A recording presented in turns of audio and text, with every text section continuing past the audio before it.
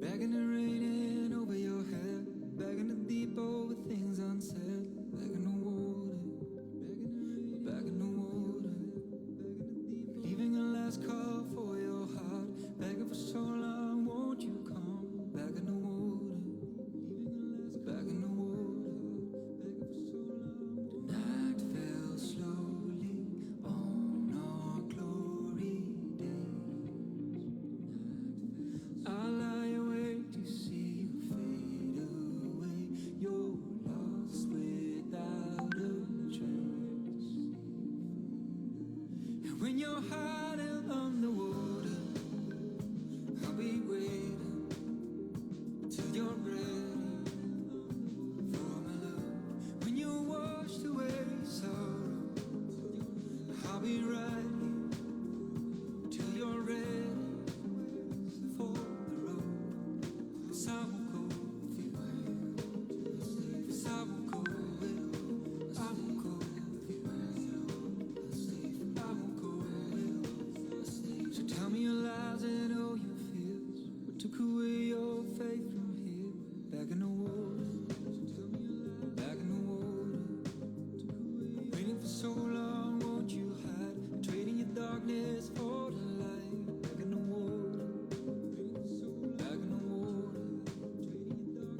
The night fell slowly on our glory days. And when you're hiding underwater, I'll be waiting till you're ready for my love. When you washed away sorrow, I'll be right here until you're ready for the road. Be on the woods until it's over. I'll put my back against the door. Your life is easy on the water, not anymore. I'm feeling the weight that's on the shore. I see your dark lights in the road. I'm fighting the stream that pulls you on, not anymore. 'Cause I will go with you. I will go with you. I will go with you. 'Cause I will go to when you're hiding underwater. 'Cause I will go with you. I will go with you. I will go with you. 'Cause I will go with you.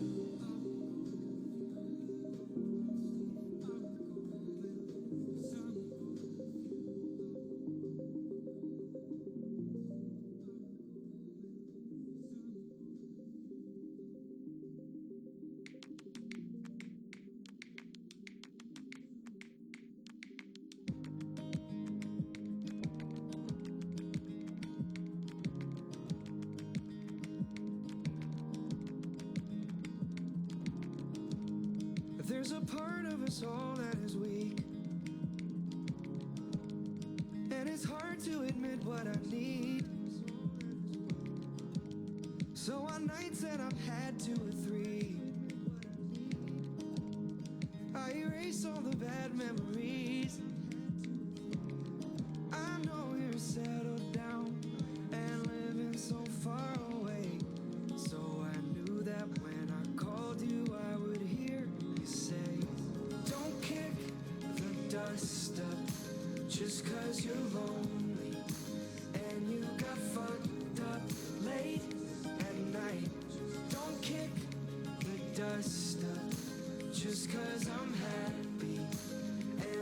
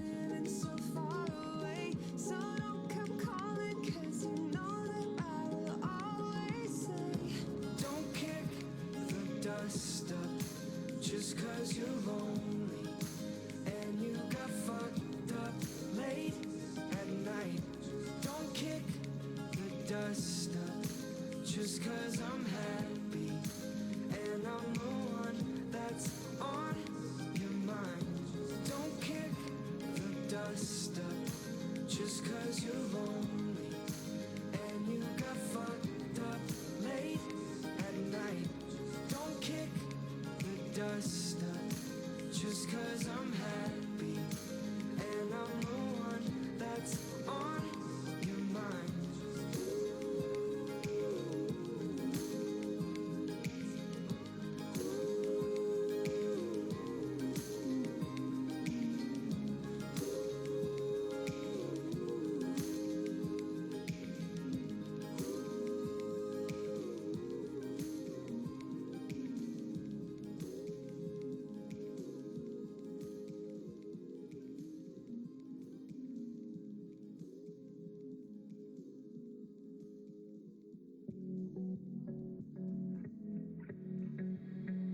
Let's get drunk, I'll pour my heart up through my mouth. This year's been hard for us, no doubt. Let's raise a glass to a better one. Let all the things that we've overcome bring home to us, 'cause me and you, we can hold this out. Only you understand how I'm feeling now, yeah. And I know I can tell you anything. You won't judge, you're just listening, yeah. 'Cause you're the best thing that ever happened to me.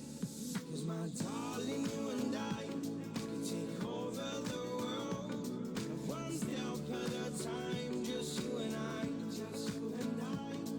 'Cause you're the only one who brings light just like the sun, one step at a time, just you and I, just you and I. Let's get drunk, reminisce about the day we were broke, not getting paid. Taking trips at the weekend when I would drop down to see her. We would paint the town. Too many shots I'll be passing out, 'cause I could never keep up. But now I'm puking open. I know I can tell you anything. You won't judge, you're just listening, yeah. 'Cause you're the best thing that ever happened to me. 'Cause my darling, you and I could take over the world, one step at a time, just you and I, just you and I.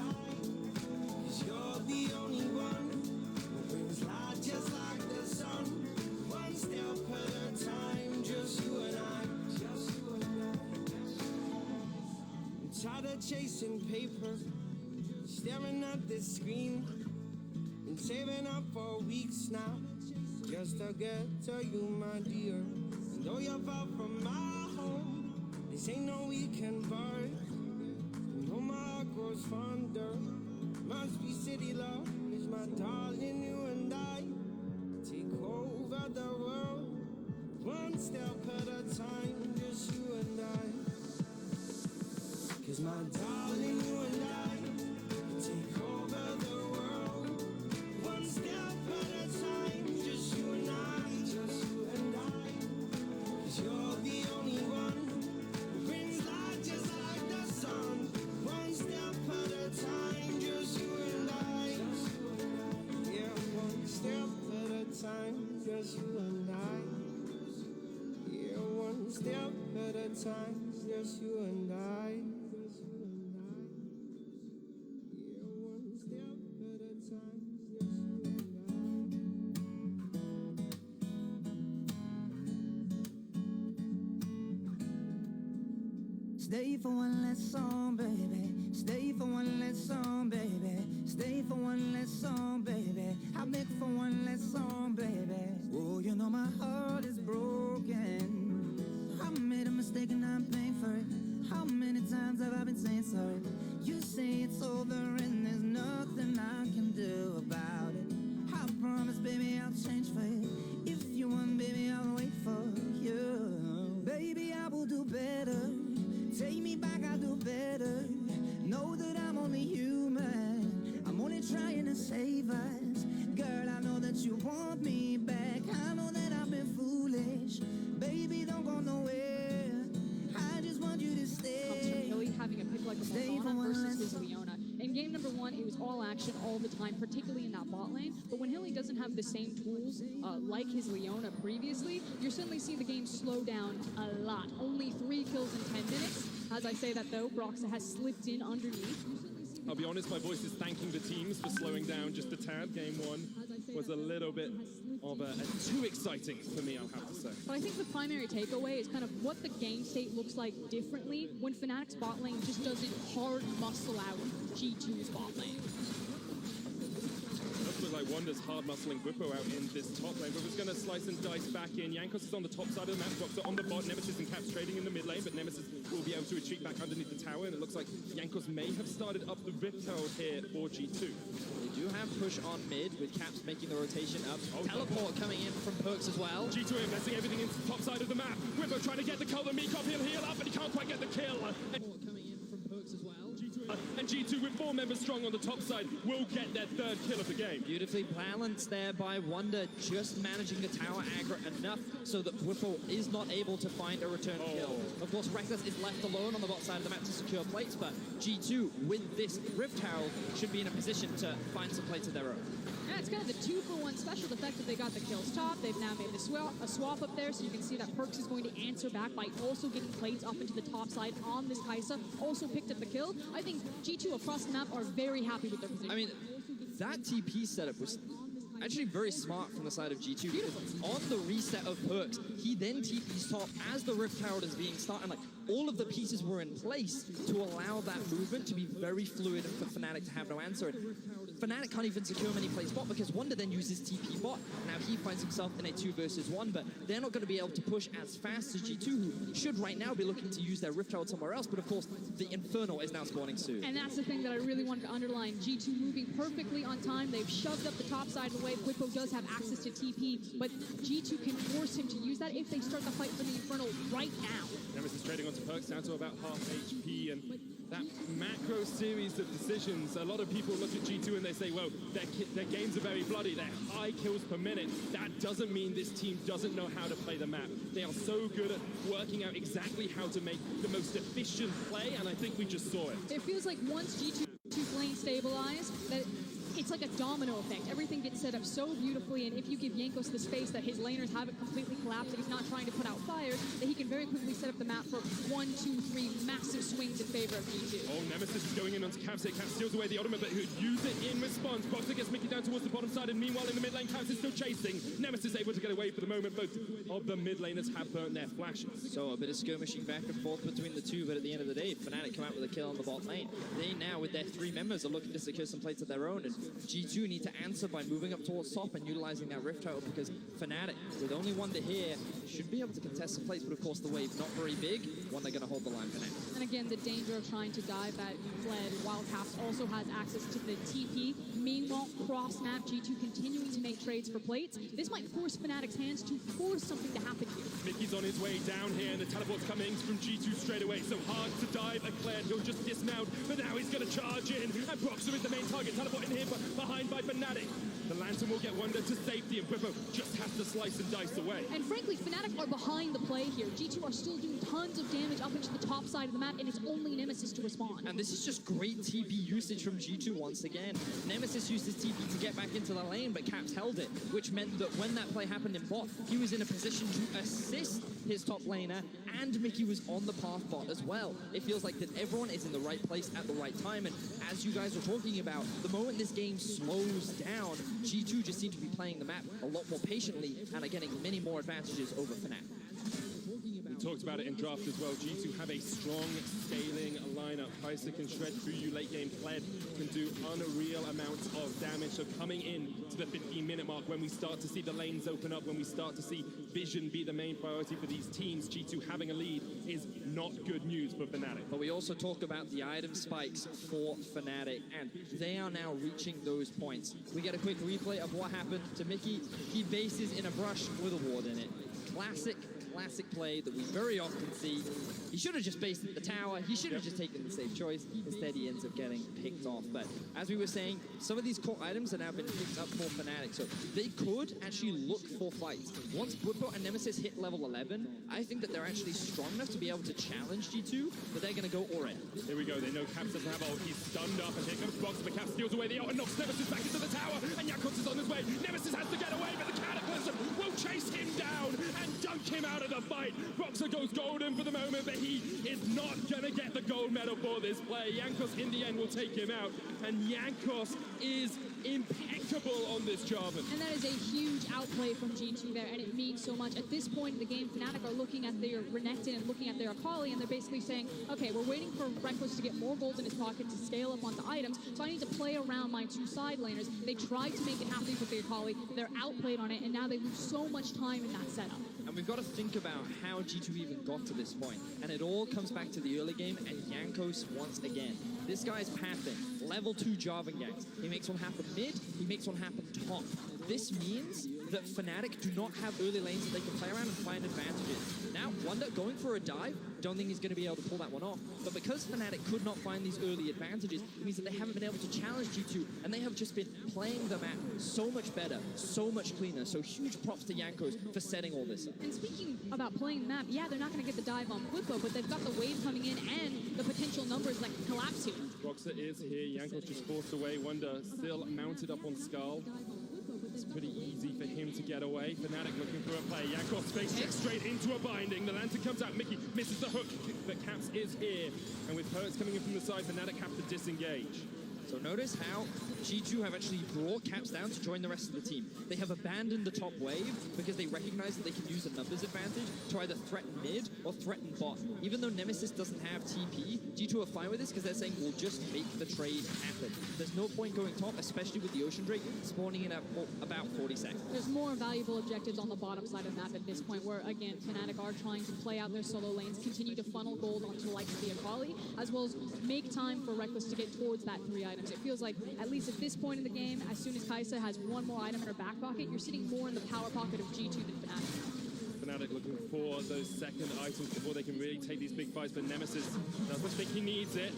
Charge away here. Wunder is going to chase onto Broxah, but Broxah's already being caught out by Jankos. Nemesis trying to trade in the fight, but Perks jumps in. Nemesis goes all the way onto the back line, and now he's in a 2v4. It's Bwipo and Nemesis trying to make the fight happen. Jankos dodges away. Wunder, the hook comes out for Mickey, and Bwipo will all G2 take 2 in the river. And G2 punished Fnatic once again. This was Nemesis trying to go in for a 1v1 against Wunder, and Broxah coming in for the collapse, but G2 read it. They set up the map state to allow them to respond. Look at that bot wave that Rekkles is forced to catch, and now G2 can convert this into the mid-tier 1. Perks, 2 kills away from 1,000 kills. I believe Jankos is 1. The race is on between the two as to who can secure 1,000 kills. Perks is like, I'm the ADC, I'm ready to start grouping up, and everyone to be funneling the kills into me. Come on, guys. And he's hit his power point as well. Ginsu's and Mana Moon already on him. He's going to be incredibly powerful if these fights continue to go G2's way. But Fnatic now trying to set up vision around this Ocean Dragon. So while this game can continue to be quite skirmish heavy, at this point in the game, G2 are stronger as the collective 5v5 if execution goes according to plan. Hylissang. Oh, Hylissang, what are you doing here? This is not Hylissang, my friends. He was just sitting in the pit by himself, and G2 take the kill on a silver platter. Oh, you don't like to see that. Oh, and with that kill, Jankos will secure his 1,000th career kill. Congratulations to the MVP of the summer split, Jankos. Beautifully done. I'm dancing around, I'm pointing at the scoreboard. I'm like, come on, man, he got it. And in the old chat, Wunder goes, was that 1,000 kills on a Jarvan? Really? Well, most of them have been on Sejuani for him, or Braum. Now Nemesis trading into Caps as G2 continue to push up this vision line, take control of the Fnatic jungle. And I think in game 1 we asked, does it take a little while for G2 to warm up? Last week we saw it take 2 games before they hit their full stride. Here it seems to have only taken 1 because we are 90 minutes in and they have a 5,000 gold lead. And again, reminder to the state of the map currently as it is. G2, they have things like the Cataclysm and the Kled ultimate, although they are sitting more in a 1-4 formation here on this map. Because Kai'Sa is online right now, they feel really confident taking these fights, whereas Fnatic are having to play around windows, more so around skirmishes and uneven numbered advantages. So they're looking for picks like this, because as soon as the rest of G2 show up, until Rekkles is ready, they need to disengage. Who finds who though, Frost? Yeah, G2 will take this fight. The hook's going to connect onto River. Broxah with the knockback, and now the fight really erupts. River pulled back, but Mickey's so low. Wunder trying to jump in. Jankos there on the front line as well, but Fnatic getting a TP in here by Nemesis, and another binding connects. The Lantern will get Jankos out in time, and he may have got 1,000 kills, but that one death is all Fnatic wanted. And it was a numbers advantage in the end. Nemesis on the back end with the TP, but also a massive misplay from G2 about where they were going to find it. Could they find the CC and could they delete someone fast enough? G2 had push in the mid. They were starting to collapse to help support Wonder. Fnatic, though, actually were in a position, as Frost was saying, to turn that fight around. They started off by burning so much health off of Mickey that G2 was immediately forced to disengage. And Jankos making the decision to dive on top of Rekkles was the wrong one because it separated him from the rest of his team, which meant that G2 becomes divided, allowing Fnatic to then run them down and pick them off. And G2 cannot afford to make these types of mistakes because you can see how willing Fnatic are to turn this one around. You're now sitting at 2 items for Xayah. She's that much closer for the third one, and you can't give away those free kills like that. So we talked a lot about how the early game would go for these two teams. We talked about top lane priority, getting this played ahead. I want to think a little bit about how the next 10 minutes will go. What are we expecting to see these teams do, and how can they fight against their enemies' objectives? I'd like to see G2 play this one a little bit closer to the book, slow things down, focus on denial of vision and setting up their vision rather than trying to shoot from the hip, thinking that they've caught someone and immediately jumping on them. As long as all of their dominoes are set up in a line, they are stronger, grouped up, but it's when they get over eager and over aggressive and overreach into Fnatic, the Fnatic still have plenty of tools to punish them. One of the things that I always find really impressive about G2 is how efficient they are. Whenever they set up vision, they don't waste time. They don't dance around the Baron. They don't just sit around waiting for the right moment. They actually just force the enemy into an error. And given they have all this control around the top side, we can see now Bwipo being forced to teleport out of this situation means that G2 is in an even better situation with all 3 of their teleports up. Fnatic is going to be forced to respond to someone on a side wave while G2 is also setting up for the Baron. So over the next few minutes, we're going to be seeing them now just threaten the Baron, force Fnatic to come to them, and G2 is going to look to utilize the 6k gold lead that they have in their back pocket. And thank you, observers, for that replay of the TP that came out of Bwipo. It was, again, recognizing that G2 are in control of the majority of the map. You can see that with all of the pushed waves. You can see that with a lot of their vision. And you can see that with Bwipo's respect to TP out of a bad situation. So we've talked a lot about what G2 want to do. Do it by the book, set up vision control, be efficient with how you push into the enemy jungle. But what do Fnatic want to do? How are they going to get back from this 6k deficit you mentioned, Betty? I think at this point, they actually just need to kind of take a step back and continue to funnel gold on Rekkles. I know it sounds like a broken record, but when you're that close to the third item, that's all you want, because then you're going to feel more confident, but he might die. Jankos going in, they're trying to turn it around. Jankos with the Cataclysm, but the Feather Sword comes out. Here's the redemption as well. Hylissang goes golden for the moment, but he's going to be caught up in Mr. G2, and Perkz is on the killing spree. Rekkles survives. Hylissang sacrifices himself for his AD carry. Because you're trying to find safe farm for Rekkles to grab hold of, but nothing seems to be safe when G2 are on the map. Oh, and it looks like G2 are actually looking to re-engage here, but Wonder's only by himself. Gets to the lantern, the hook doesn't quite connect for Mickey, but Mickey is so good at saving people with that lantern. Oh no, Perkz stays around. Nemesis trying to jump onto the backline. He gets into the Twilight Shroud. Will jump away with the perfect execution, but Caps is on the chase. He doesn't quite connect. Nemesis dodging. The fancy feed. Caps goes down, and Nemesis survives. And the misplay comes through from Caps. Nemesis is able to sidestep everything and walk away with his life. Teleport's now coming through from G2. Fnatic may have stayed around too long because G2 have double TPs. Wonder doesn't have the charge, but he's on the chase. Here comes Hylissang, Rekkles around the corner, and now maybe G2 have invested a little bit too much because Nemesis can jump in, and Boxer comes in from the back, and now it's a 4v5. Wonder takes out Boxer. The second kill goes down as Whipper falls, and G2 finds 3. It's Rekkles and Hylissang. They have to do it all if they're going to save this, but Wonder's still on the chase. Rekkles trying to get the autos out, but he is done for. G2 in a 4v5 find the ace.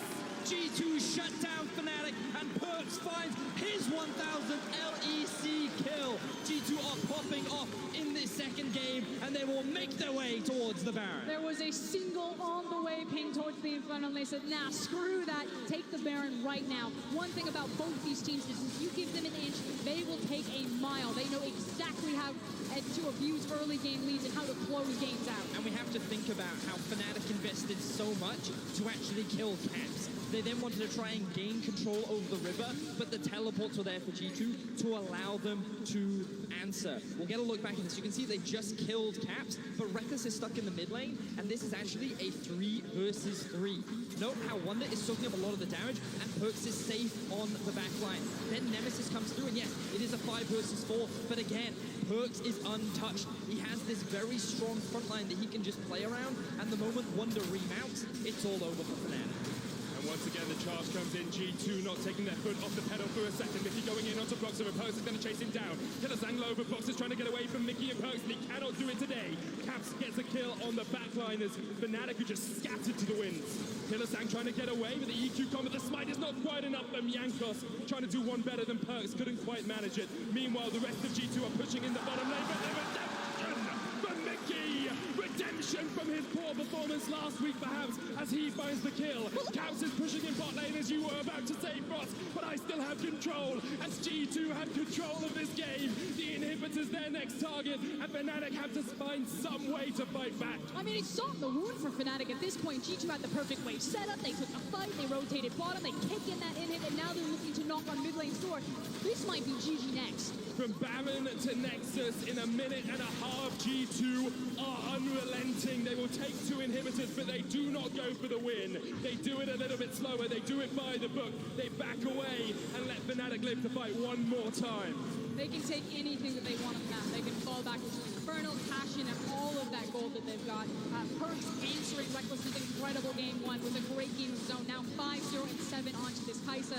G2, they've managed to slow the pace of the game down, and they look much cleaner this time around. And here we see Fnatic trying to contest the Inferno Drake, and G2's like, aha, this is the plan. We only actually wanted to fight you in the first place. And they just dive onto Fnatic. Reckless is nowhere near the fight. They can just melt through the front line that is Bwipo.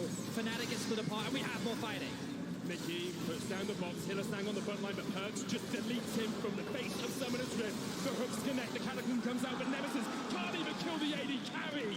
And 20 kills to 4. Fnatic are being demolished by G2. The charge comes out, Reckless running for the wins, but he's playing hide and seek, while G2 are playing League of Legends. They're looking for the win. Those Nexus towers are on their mind. And it feels like this is going to be a series truly about the bot lanes. Fnatic had Reckless and Hilly dominate game number 1, but this time around it's Perks and Mickey that hit back in game number 2. G2 playing for the kills as they are wanted to do. It took them a while to warm up, but this is the G2 we saw at MSI. This is the G2 that dominated the regular season, and this is the G2 that will tie up the series.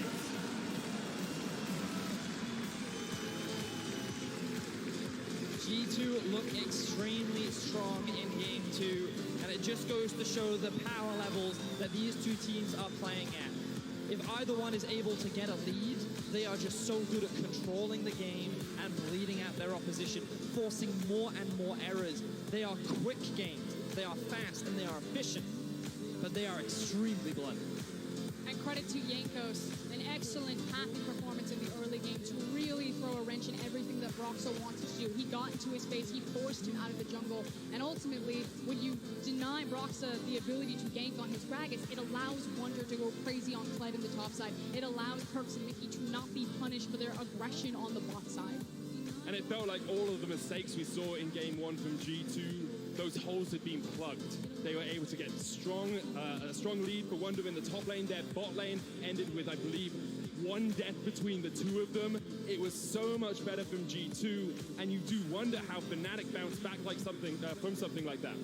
Well, I think something that's very important is they have to find Bwipo a winning matchup. We've seen it multiple times now where Wonder, when he has the freedom to play how he likes and he gets a little bit support from his jungler, he just runs away with the matchup, and there's little that Broxah can do to really turn things around. He did try to gank top lane, he did try to assist his top laner, but he could not convert it into anything, which meant that the early game just snowballed in G2's favor. I also really like the pick of Kled into a team like Fnatic, especially when Gragas is such a high priority. One of the things Gragas super excels at is his ability to disengage from fights, but it is practically impossible to disengage from a Kled when he decides to lead the charge for his team into you. Well, Wonder leading the charge for G2 as they take game 2. We're going to hand it over to our analyst desk to break it down. Disengage from a Kled when he Thank you very much. 1-1 all squared up as G2 Esports take that second game over Fnatic. Now there is a lot to talk about. We've seen 7 games now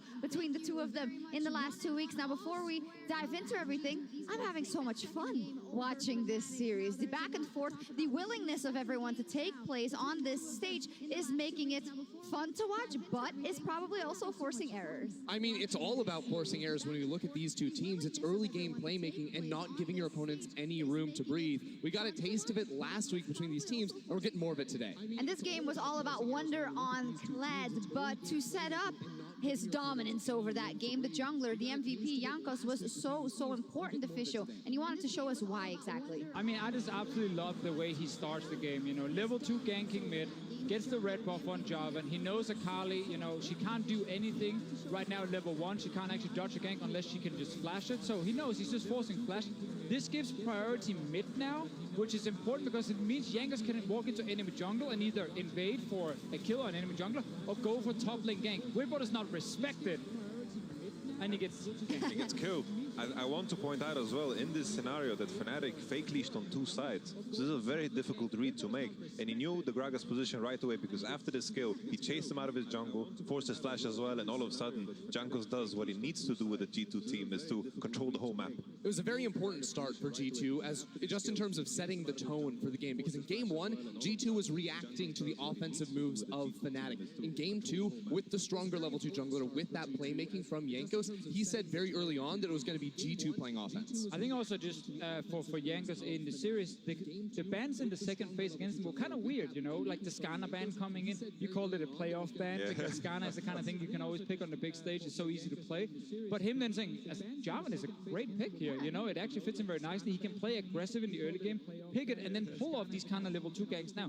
Meaning going into the next game, second phase, you start thinking more, is there another jungler you got to consider? And on top of that, after the work he did in this early game, they then had the choice, okay, what are we going to put our focus on? And we are going to dictate who gets fed in this game, and it's going to be Wonder. So Jankos, he went top again, and he really enabled his top laner to play out that game the best way possible. Oh my goodness, well this one, he didn't even need to be No, here. okay. He could have maybe dropped the flag for an assist because Wonder, after that first initial kill, just took over the game. And this one, this was the moment where I felt really Caps came online because I felt like he underperformed the series up until this point where he just outplayed the moment and Jankos is there to deliver. And it is a great point that so far Caps hasn't really done that much in this series, which obviously is a big positive in a sense for G2. They can still win without him, but they've shown that multiple times in summer. They don't rely on an individual player anymore.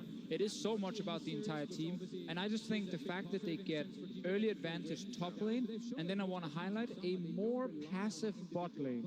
Hylissang on Morgana is not able to perma-force these fights against Mickey, so it becomes more passive, and the bot lane can say, we just farm. And that allows Jankos to play mid, and then of course top. And it opened up G2 to play the map very well, especially around the 10-minute mark, when we actually saw Kai'Sa rotating up into the top lane. That was Perkz to get a quick kill, while Jankos was starting up the Rift Herald. Then coming off that play, Wonder TP's bot lane to deny a tower take on the other side. He's also the strongest member of the team with an Infernal Drake spawning up, so that all of G2 got to play through Wonder and around him to pick up all these objectives early. The early game for G2 is very important because once they get to mid-game, they are the best mid-game team in the world. They are so good at using lane advantage to not stay in lane, but move to next objective. And the moment you, let's say you push top, the moment you leave top lane, there's pressure mid. So you get scared mid lane, then that translates to bot lane, and they just take over the map without even being there. And I think, speaking about the draft as well, I felt like the Sylas pick is so fundamental because it denies so many of these support picks for Hylissang. The Sylas first pick, all of a sudden you don't want to pick Pyke, you don't want to possibly pick an Alistar. These champions that have initiative, all of a sudden they pick the Thresh, they had Morgana into it, and all of a sudden bot lane was no longer explosive. And that's where G2 is happy. That's where they are happy. Do you feel like they don't want the bot lane to be explosive because they feel they are outmatched versus Rekkles and Hylissang? I think they just have confidence in their top side because this time around, Wonder just You're took turning it on its head. Okay. Yeah. No need Because to honestly, take the gamble at Perkz least. smurfed this game. Yeah, Perkz smurfed this okay, game. that's what I was trying to get at because last game we said, well, Hilly is just doing so much better than Mickey X and then the bot lane in these previous games, but that's not set in stone. Yeah, well, I also think a big difference is the support counter pick for Hylissang, because in Game 1, it was Leona, which can punish mistakes from Can G2 force so well. fights. Exactly, and we saw those early kills. Morgana, not really the same thing. Yes, it is a counter, but it's more of a, we're going to stop the engage. We're not going to punish you, we're just going to play safe around that bottom lane. So Fnatic weren't able to make those same waves in that area. Now we've seen good things from both teams, that's why it's a 1-1. Thank you, Shock. So let's start and look forward. We've now seen 7 games between these two teams in the last 2 weeks, and it's pretty hard for me to predict what's going to happen or who's going to step up because they have so many good players and so much control of the games that they are when they have a good early start, rather. Right. So what can we expect here going forward? Well, when I look at the 3 Fnatic wins and then the game 3 in the series last week when it was actually very, Fnatic favored for most of it, I keep looking at Fnatic having multiple picks that can force engages. Global pick like TF is one of them. Thresh, it was from Hylissang in that game. Leona in the one we saw earlier here today already. I want to see that from Fnatic. I don't think you should actually try and play slow at all. I don't think you have to. I want the explosive bot lane. I want something where you're constantly forcing G2 to take these skirmishes against you because then you can catch them out multiple times. For sure. I think just the fact that they are no longer doing these created level ones, created invades, creating situations where they are fighting as 3, because this is something that Hylissang and Reckless always were confident in. They're willing to pick a worse matchup because they knew they could set up the ganks, maybe with the Braum, even into the Thresh. It is on paper a worse matchup, but all of a sudden you have so much more setup. When you have that setup, all of a sudden Fnatic look like a different team because they can take that pressure and spread it across the map. I think a huge blocker for Fnatic is actually their jungle picks so far this series. We saw the Sylas in game 1, Gragas in game 2 against a Jarvan. If you're trying to make these early level invades and try to make these plays, you need a stronger jungler. That's why we saw problems in the top lane too, because Bwipo is over fighting. Can we get a camera on Yamato right now? The Lee Sin, huh? Yeah, I want to see There Lee we Sin. go. Yeah, cover the eyes because no one wants to see game 2 again from Fnatic. Also, get your leg not go any higher. That wasn't very okay. Hey, Not a hey, challenge. all right, You're keep it good. PG-13 over there. Oh my goodness. Oh no, the pants I'll send you the bill. I'll send you the bill. Oh no! We're gonna have to take a break soon because there's a wardrobe malfunction. Oh my gosh. The final thing I want to hear from you guys is the fact that last week we saw 2 games in Fnatic's favor, and then after, in that third one, G2 taking over and then completely taking off. Could this be that this just is that, but earlier than last series, being G2 woke up, and this is what we can now expect for the rest of the series? I think it's very possible because we did not see the same mistakes from G2 in this game that we saw in game number 1. But at the same time, if Fnatic are able to change some of their things in draft, go for more early game fighting, then they have the tools. Yeah, I mean, I think Fnatic still have a ton of things they can do. Go back again to the super aggressive bot lane setup. I think Mickey has shown that you can punish him early. That is probably the safest way or the easiest way for you to get early leads. Final thoughts, Yamato? Well, I think when it comes to, we talk a lot about what Fnatic can do, but honestly, I feel like if G2, all of them are in form, it's just a different level of a team. We see them underperforming every now and then. If they continue to become better and better throughout the series, then there's no turning back. And I'm just hoping that Kled will be banned because, it's just a monster. Gotta take that away from him. The summer final is well underway as G2 and Fnatic prepare for Game 3. Don't miss it.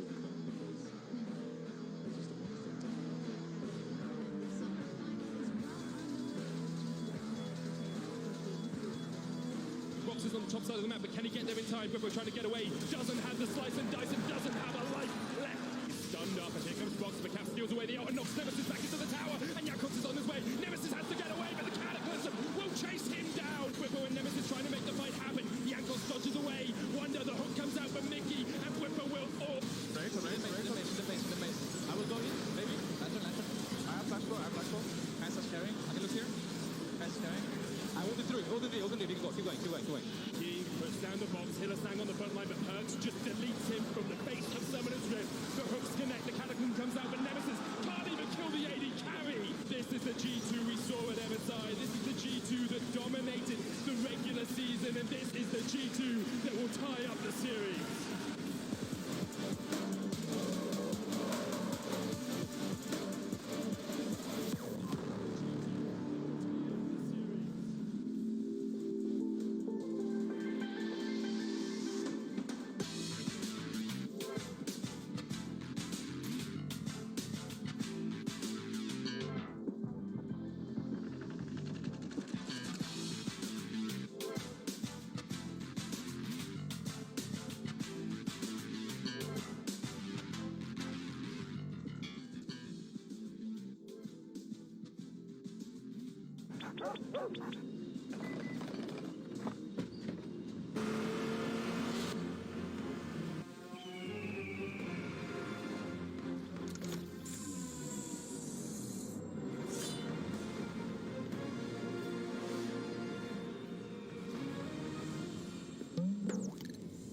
You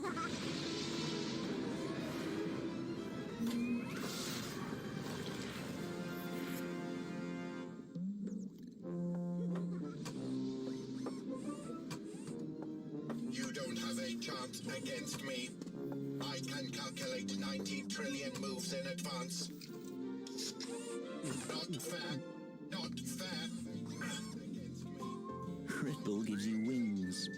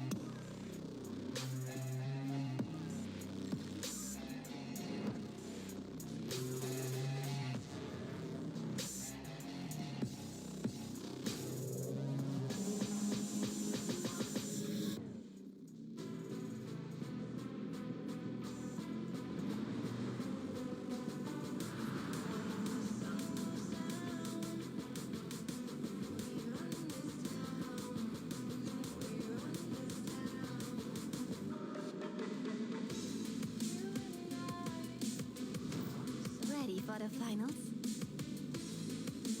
Experience the LEC Finals in Athens with Shell V-Power.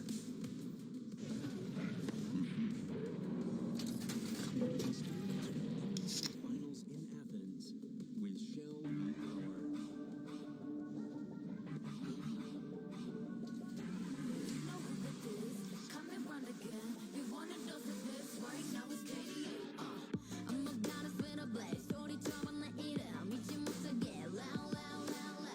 I could take you to the top. 절대 멈추지 못해. 내가 끝내주는 백.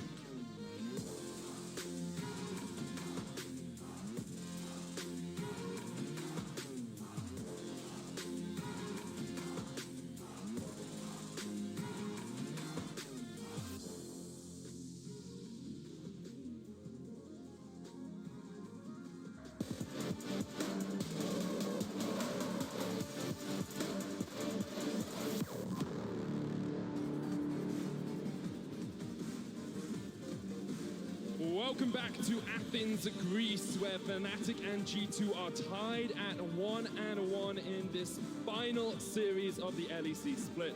Frost, Vedius, we've seen it all in these first two games, but what are our expectations coming into game 3? The thing that I'm really looking for is Hilly to get a playmaking oriented champion. It feels like the diffusal of Hilly not having one of his explosive champions is really slowed down the 2v2, whereas normally we've seen Rekkles and Hilly winning this 2v2. Now it's going to the Perkz and Mickey camp, and that seems to be kind of the key component to a lot of G2 success, whereas Jankos gets to kind of dictate where he's applying pressure to the map and not putting out fires, and it starts in bot. I also think that the top lane matchup is really important for Fnatic. I think that if Bwipo is behind, he really struggles to have an impact on the map. Whereas you look at Wunder, he's pretty consistent, and when he's put in a winning position, he really wins hard. He was able to snowball so effectively through the top side of the map that I think that it is very important that Fnatic have some way to control him. So in game 1 and game 2, we saw Fnatic save their top laner for last pick. It was Kled on the side of G2 both games, and then Jax and Renekton. We'll see if Fnatic say, okay, the Kled is a problem, we need to ban that away,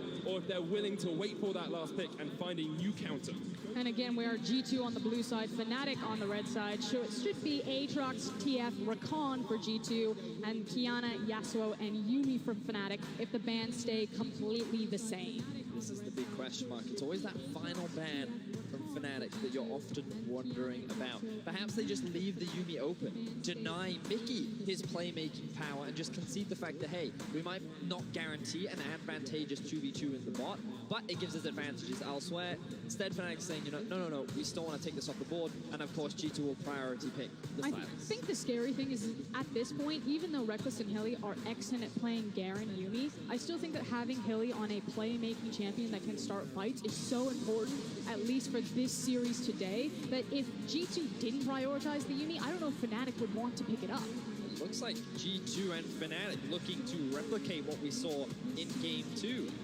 G2 going to be locking in the Kai'Sa plus the Kled this time round, so they will not early priority the Thresh. I really like this variation though, because you assume Fnatic would ban out the Kled in the second rotation if it was left open. So you get it for yourself early, and you give Wunder a strong top lane pick. But here's where the adaptation comes in. So prioritizing Bwipo's champion that Vedius called for earlier on, that means that Rekkles and Hilly will have to take kind of the short end of the stick and see where they get pinched and what they end up with. I'm expecting that they'll probably want to go for something like the Ezreal, like the Karmas, to allow Hilly to unlock from this lane and start roaming around. I would love to see a Jarvan ban actually come out from Fnatic right now. I think that it is a very potent early game jungler that Jankos had a fantastic performance on last game, and I think you have to be very aware of its impact. Of course, the other potential champion is the Elise for Jankos, a champion that he is very proficient on and loves to set up dives with. And if you think about the Elise-Kled combo, the ability to shut down this Jax is very prominent in the early game. But that's the thing, it's the Elise-Kled combo, because otherwise you have a ton of magic damage in terms of your composition profile that you'd be dealing with. So while he could go towards the Elise, I think that there's a little bit more risk in that. Definitely could be the case with the Xayah removed by G2, Thresh taken away here by Fnatic, and Skarner taken away by them as well. The Karma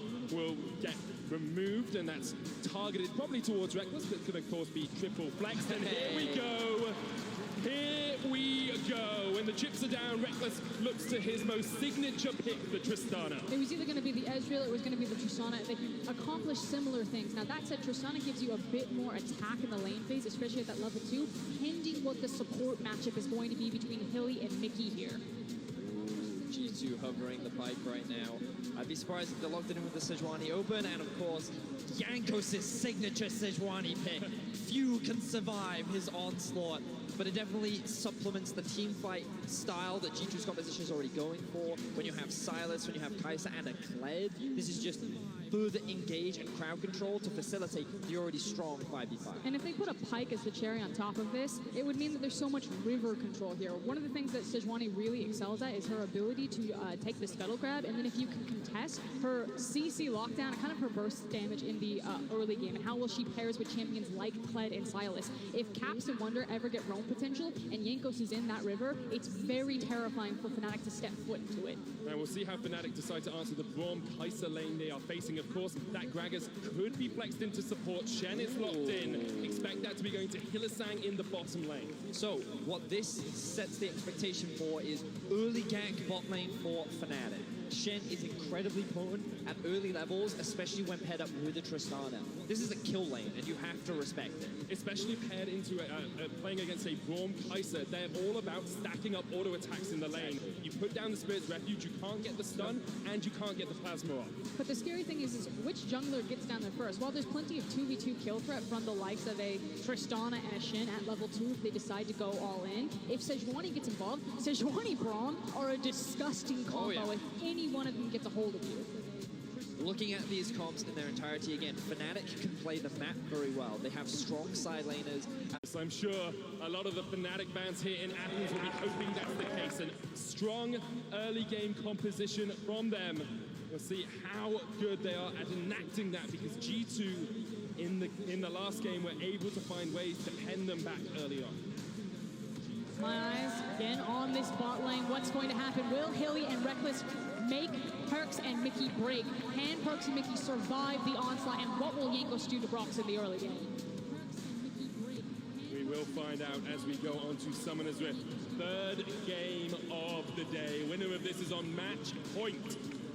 G2 looking for their 6th ever LEC title. Fnatic already at 7, looking for number 8. Beautiful look down the mid lane at our gorgeous trophy there. Want to check in on the summoner spells? Maybe hold it though. We have possible setup. The cleanse coming out of Perkz as well as the exhaust coming out of Mickey. A lot of respect from G2's bot lane towards Fnatic's. Yeah, they know that Hylissang and Rekkles are not afraid to fight. We saw that in game 1. The duo found a lot of early kills. They were willing to trade blow for blow against the aggression that we often see from G2. So by running the cleanse, of course, you have to be careful about when you choose your back timings. It just goes to show that in terms of the 2v2 setup, Fnatic will likely have the advantage for the majority of the early laning phase, which is why I feel so strongly that G2 should be looking to play around the top side of the map in the early game. That can be dangerous though, because as soon as Hilly gets access to level 6, suddenly playing top side, you're playing at a potential numbers disadvantage. So Caps was in the right position to spot this out. The ward goes down, will be cleared away by Fnatic, but immediately Jankos jumps onto Rekkles. He's going to have to hop away, and maybe Fnatic will be dissuaded from this. Instead, they say, okay, let's party. We want the level 1. We own the level 1. G2 trying to fight back. Rekkles already down to half HP. He's running away. Fnatic just looking for the steal here if they can get it. The second Oracles is used, and now Fnatic have to stay around. They're going for it. It's taken by Perkz. He doesn't even have smite. What were the junglers doing? The taunt comes out as Caps tries to chase in. Broxah has to flash away. Hylissang burn his as well. But now with the exhaust coming down, Perkz will land the red buff slow, and Broxah is in for a world of hurt. There's no escape. G2 first blood. And the early game falls apart already for Fnatic. They tried to do a delayed level 1 invade, but G2 was ready for it. They were willing to challenge Fnatic. They end up coming out on top. And now this bot lane in particular can be heavily affected. You're missing flash on Hilly. He does have access to the Hex Flash there, but it's going to be that much harder to find that CC that you need. And Perkz has the red buff. But look at the lack of summoners on G2's bot lane. Both of them burnt that flash to get an early kill that went down onto Jankos. So while he did lose his red buff, he at least gets some golden compensation, but at the end of the day, it still means that Fnatic's 2 versus 2 can be looking for fights, looking for trade, and should be able to come out on top. And a question we asked in draft was which jungler would be able to have an impact on the map first. Broxah's still only level 1. Jankos is going to actually still He's level 1 as well, Medic. I forgot he didn't get the red, but yes, both junglers are hand back early on. Jankos actually having to back on the Sejuani here. She does go very low without any assistance. Look, level 2 gank now coming in for Broxah towards the top side of the map. He will be spotted out by Wonder, who's going to go for an early base, and that wave should actually be pushing back towards Wonder, so I don't think he's going to be too worried about that for the time. Actually, really smart timing from Wonder right there. Now uses the TP. Jankos is running towards his blue. I'll hold it. Perkz uses the cleanse, and Breakable put up by Mickey here, and Perkz still has the red buff. Trying to get the damage down onto Rekkles and Hylissang, but it looks like Fnatic are coming out on top in these trades in bottom lane. And again, it's about Fnatic trying to look for that all-in, make sure that they can land on you with the Tristana, hit the taunt, whereas G2 are really trying to play the long con. They want the red buff to do the damage for them. It's about those short trades where they can start to poke Fnatic out. Well, the mid lane, very similar to what we've seen all series long. Actually, Nemesis having a bit of an advantage. And for us, something we were talking about in the break was how Caps honestly hasn't had the strongest series. It's quite fascinating how we've been seeing G2 pick Caps up after what has been a difficult series for him. And it just goes to show the strength of G2 that when a single member falls, there are still many other carries that can make up for the deficit. And while Caps has kind of disappeared this series or not have the same impact, it speaks to the fact that there's still this final form of G2. You know that Caps can go from craps to collapse and start popping off, and as soon as that happens, that's when things can get very scary. So Myarzar and Nemesis on this Akali pick, what can he do to try to slow this down or match the pressure? He's the guy who has to fill Caps' shoes, and what a bigger stage to do it on. Because I do think that Nemesis has done a pretty good job of controlling Caps so far in the laning phase. And unfortunately for Nemesis, he hasn't really had an opportunity to shine, but the pressure hasn't really fallen on him to be the big carry. He needs to be that consistent as G2 look for a trade. Remember what I talked about River Control and Sejuani. She is excellent at doing it, and again, if her solo lanes ever have roam potential, Jankos is going to feel so confident walking into a river every single time. She's got early burst damage, she has hard CC, she has great setup. Especially when you team her up with someone like the Braum, you can stun lock someone for days. Now Rekkles going to teleport down here into the bottom lane, has a pickaxe in his inventory. Perkz yet to back, and of course isn't running teleport in this lane. Brox is trying to get down here, but a ward will spot him out. Jankos just around the corner for G2 if they want to try and turn around this fight.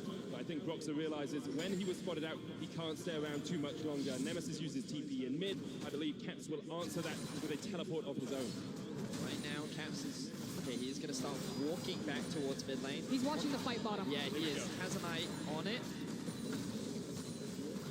I think Jankos is only here just so the bot lane can help push this underneath the tower so they can look for a base. Because remember, they don't have the teleport, so having to walk back to lane while it's frozen in this position, not the best setup for G2. This is both teams being very aware of Caps having TP and Nemesis not having it. Fnatic not overreaching and overcommitting when they were at a numbers disadvantage potentially, and Caps walking back to lane, knowing that if Fnatic did overstep, he would be there to close the trap with G2. But at the end of the day, Fnatic still get what they wanted, which is a wave pushing towards them. If we have a look back down towards the bot side of the map, we can actually see how Hylissang walked up towards the wave to get the push going in his favor, and that means the Rekkles is able to slowly pick up this farm that's actually pushing towards Fnatic. So they're taking advantage of the teleport that they have to create a CS discrepancy between Rekkles and Perkz. Speaking of CS discrepancies, I want to bring your attention to the top lane. In game one, when we saw Whipper play Jax into the Kled, it was a relatively even affair up towards the top side. Here, Wonder has a 20 CS lead at only the 7-minute mark.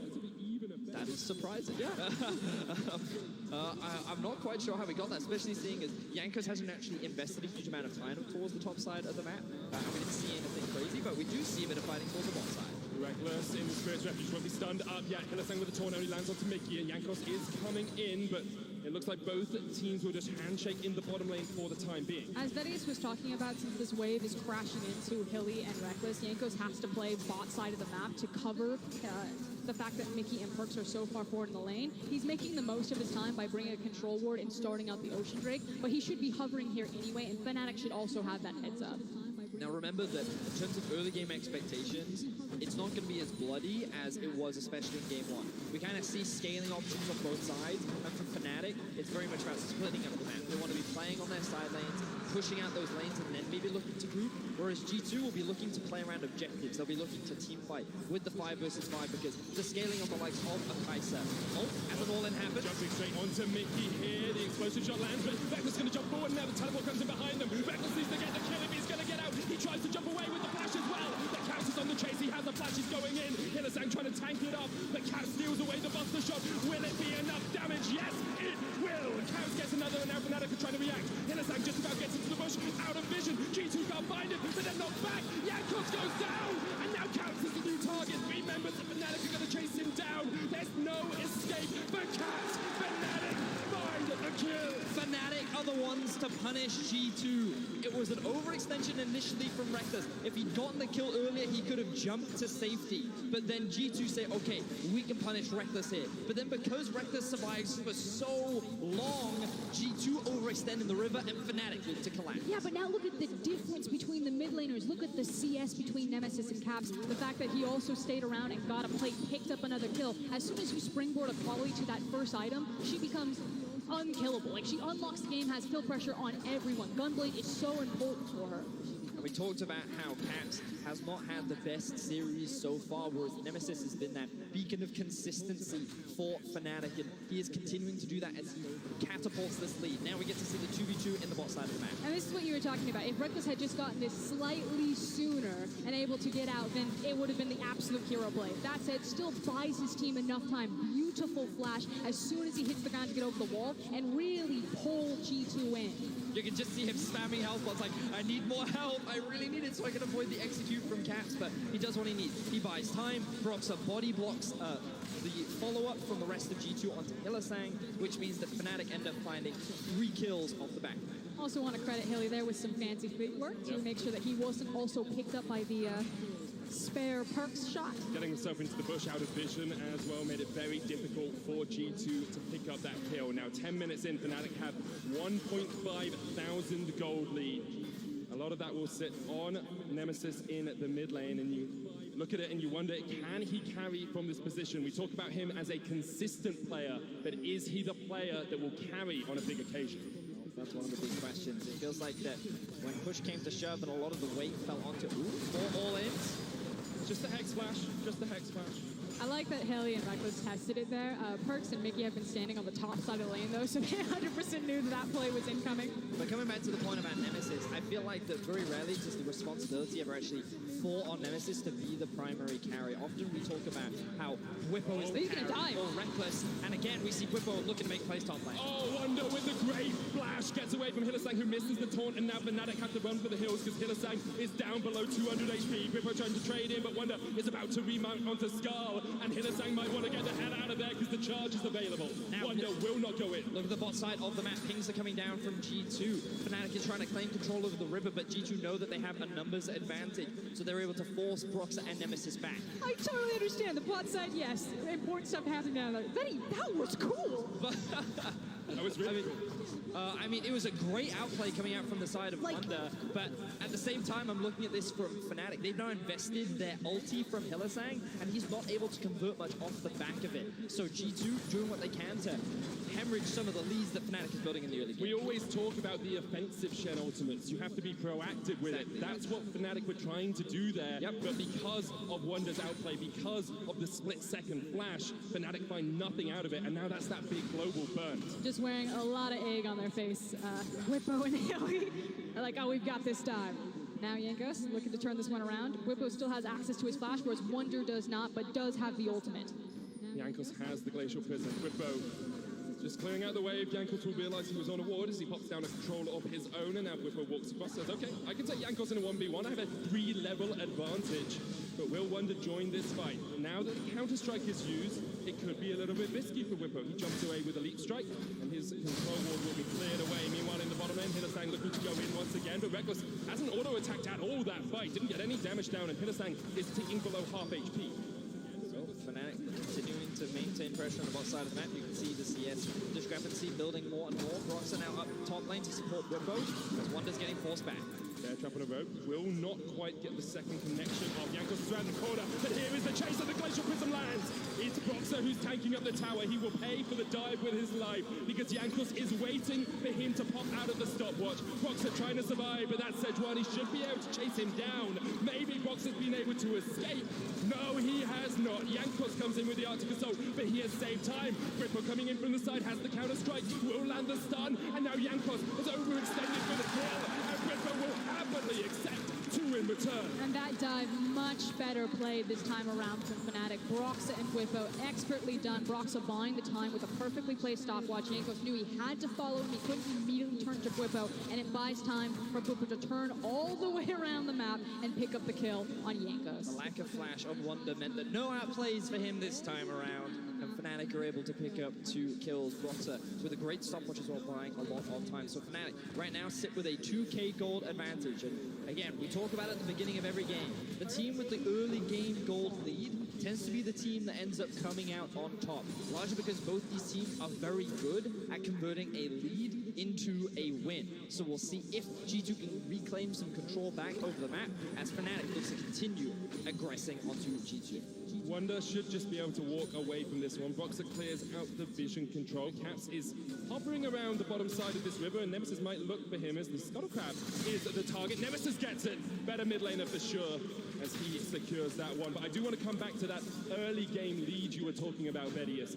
In pick and ban, you and we all talked about the fact that the solo lanes for Fnatic, if they got ahead, could dominate this game. If you look at Bwipo and his gold, he's actually pretty even with Wonder because of the CS difference. But mid lane, Nemesis has about a 700 gold lead over Caps, and so that should be where Fnatic's looking to now accelerate this game. And you can see that Nemesis has the confidence because of that to fully caps off of things like the Scuttle Crab and to keep them locked down in the lane. And because Bwipo and Nemesis have control over top and mid lane, it makes things like an easy Rift Herald just a drive-by for Fnatic. Let's also not forget that with Hylissang being on this Shen, it makes attacking the side lanes extremely easy. We saw an example of it in the top lane, which, while it didn't work out for Fnatic initially, they can just keep making this play later on into the game. That Jax 1v1 will not always be a 1v1 because the Shen ultimate is primed and ready to help support it.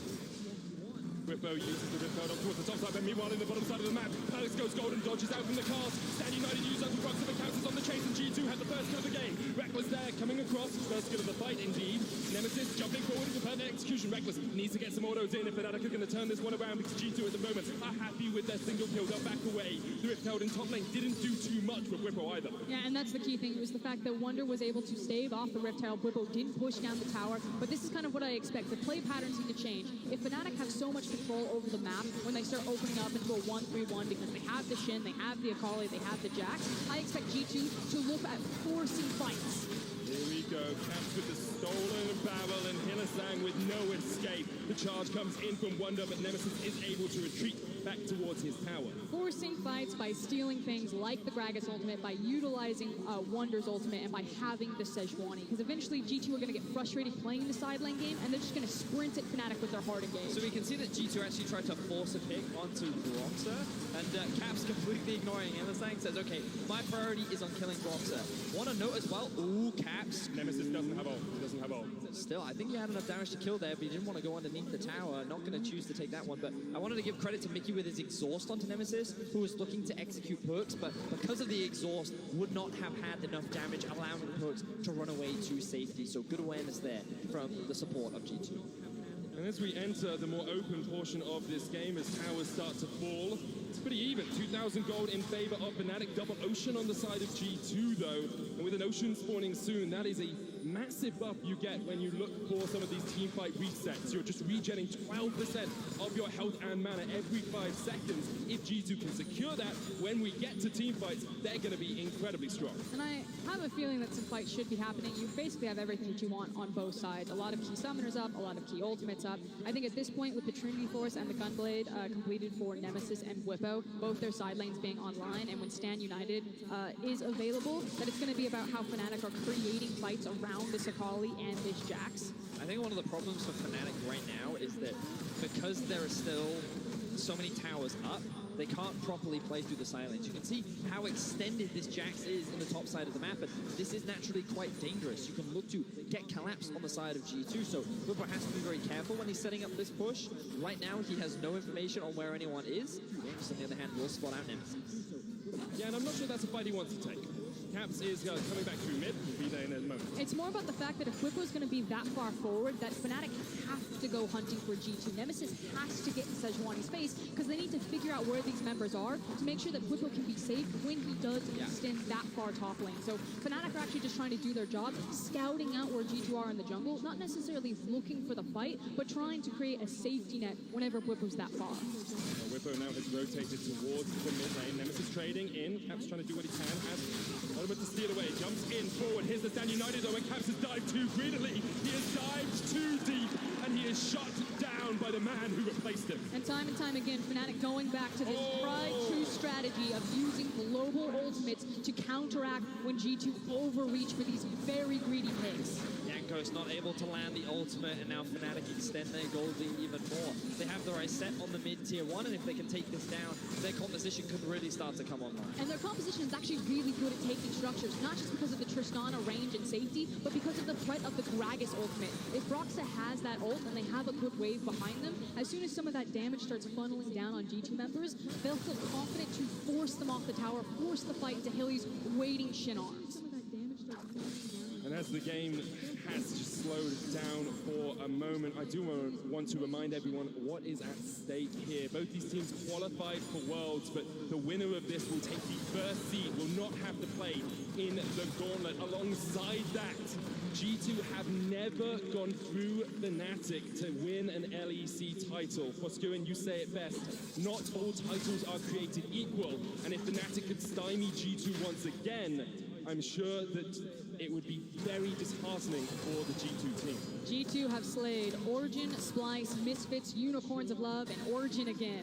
The last time they met Fnatic in the finals, it did not end well, and this seems to be a setup for a potential repeat, as Fnatic feel pretty confident in this game so far with a 5K gold. The thing we're still looking at, though, is the scaling aspect for G2, and you've got to remember that Fnatic, if they get baited into fights, there's a really good opportunity for G2 to just come out on top. Because even though Fnatic still have scaling aspects on their side, yes, Tristana going to be very strong in the late game fights. Yes, Akali still going to be able to one-shot a backline. G2's comp is just better built to fight with their crowd control and peel.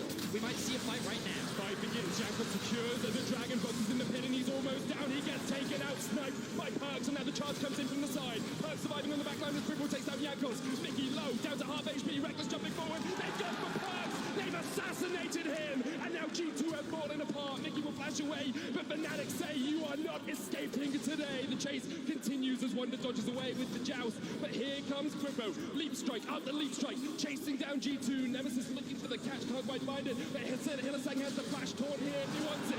Whipper goes down, Caps coming back in, the barrel doesn't land, but the taunt comes out, and now it's an all-white brawl in the bottom lane, and it's Fnatic who are coming out on top. Caps crumbles as he completely misses the Gragas ultimate. He could have knocked all those members of Fnatic underneath the tower and won that team fight for G2, but it is Fnatic that are able to stymie the pressure from G2. They come out ahead in the team fight, and now they sit at a 5K gold advantage. They walk away with another tower.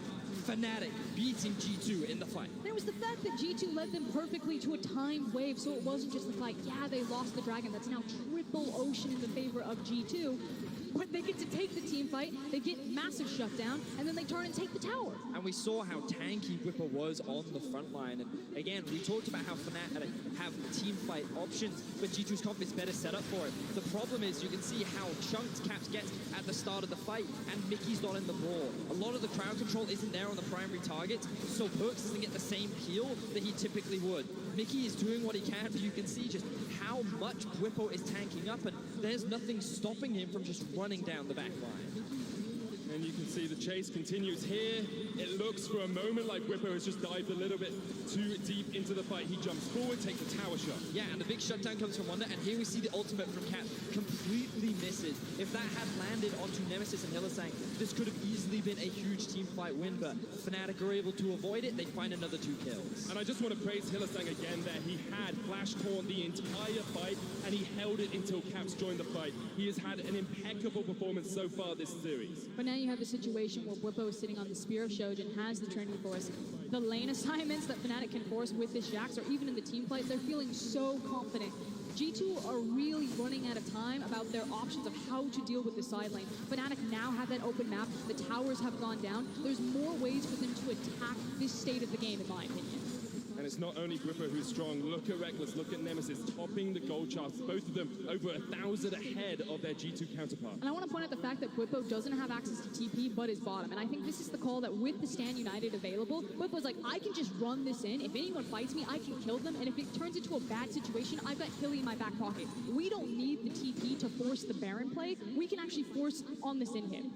Exactly that. I completely agree with you, Frost. I feel that Fnatic can very easily play on all 3 waves right now, and G2 will struggle to answer. Their best bet is for Fnatic to start a Baron, and then G2 can get a successful team fight. So Fnatic just don't need to force it. They can take their time. They can leverage the strength of their two solo laners to be able to threaten on these side lanes. And this is one of the key differences when you have a side laner like a Jax versus something like a Vladimir. You have more options to play for the structure itself because of how quickly you can tear through those structures rather than just playing for the pressure point of the wave and playing the TP game into the team fight around Baron. Fnatic also doing a great job of leveraging the strong wave clear that Tristana has in order to keep mid pushed in. G2 are being divided as they constantly answer the sideways, and so Fnatic can keep pathing into G2's topside jungle and clearing out all this vision. That's what they've done for the moment, but G2 are going to come out and try and get some vision of their own. Only 2 control wards in the G2 they get when they reset, because there's not that many slots open, but my assumption is we'll start to see some more control wards pinging into the Fnatic inventories. And as we've talked about kind of Fnatic's map setup, looking across on G2, they've done a really good job making sure that they're securing Scuttlecrab, that they're getting that defensive vision, and they're not just losing control over mid lane priority. I do want to mention the deep wards that Fnatic have behind them, because you still have TP access to Nemesis. I do want to note as well that Fnatic have actually mismanaged their resets here. We saw Nemesis go to base first, then we saw Hylissang after him, then Rekkles and Broxah, and then Bwipo. And because they staggered their backs, it actually gave G2 a lot of freedom to gain access towards their top side. And if we again look back at the minimap, you'll notice that they have all this control on the river, they have all this control on the top side as well, and this means that they have a lot more safety around Baron. So G2 comfortably stalling the game out right now, as Fnatic are actually looking to group up in mid as the Infernal spawns in 5 seconds. Infernal next on the menu. G2 did pick up that last Ocean, so you'll see how quickly they regenerate outside of combat. But Fnatic aren't looking for drawn-out, disengage, re-engage fights. G2 might look straight for a Baron. Yeah, I think they're going to try and trade this, create that pressure point, because they have full control over the river. They know that Fnatic is going towards the Infernal, but they don't realize that Rekkles is doing it solo, so they're not going to take the risk, they're just going to disengage. Yeah, really good job from Fnatic. Split their team, make sure that Rekkles could just pick that one solo. I was thinking that G2 might even be setting up for a potential 2-man Baron. You have a very tanky member of Sejuani. Kai'Sa will shred through that objective. So both teams are kind of on their best behavior not to leave one of these big monster objectives unattended. G2 have slowly continued to scale up in this game. You've got almost 3 items complete on perks. You've got Ludens and Hextech on caps. Belt is there. Bwipo down towards the bottom lane. Doesn't quite have the TP. But they keep pulling Bwipo into these fights, so it tells me that Fnatic want it. And with that flash, you can see they're not trying to play out the map, even though we've talked about the multiple tools that they have. They keep pulling Bwipo to group up with them. Very dangerous there from Caps. Almost lost his life. Wasn't forced to burn the flash though. He just used his E. Fnatic using that time to reclaim some vision control around the topside river.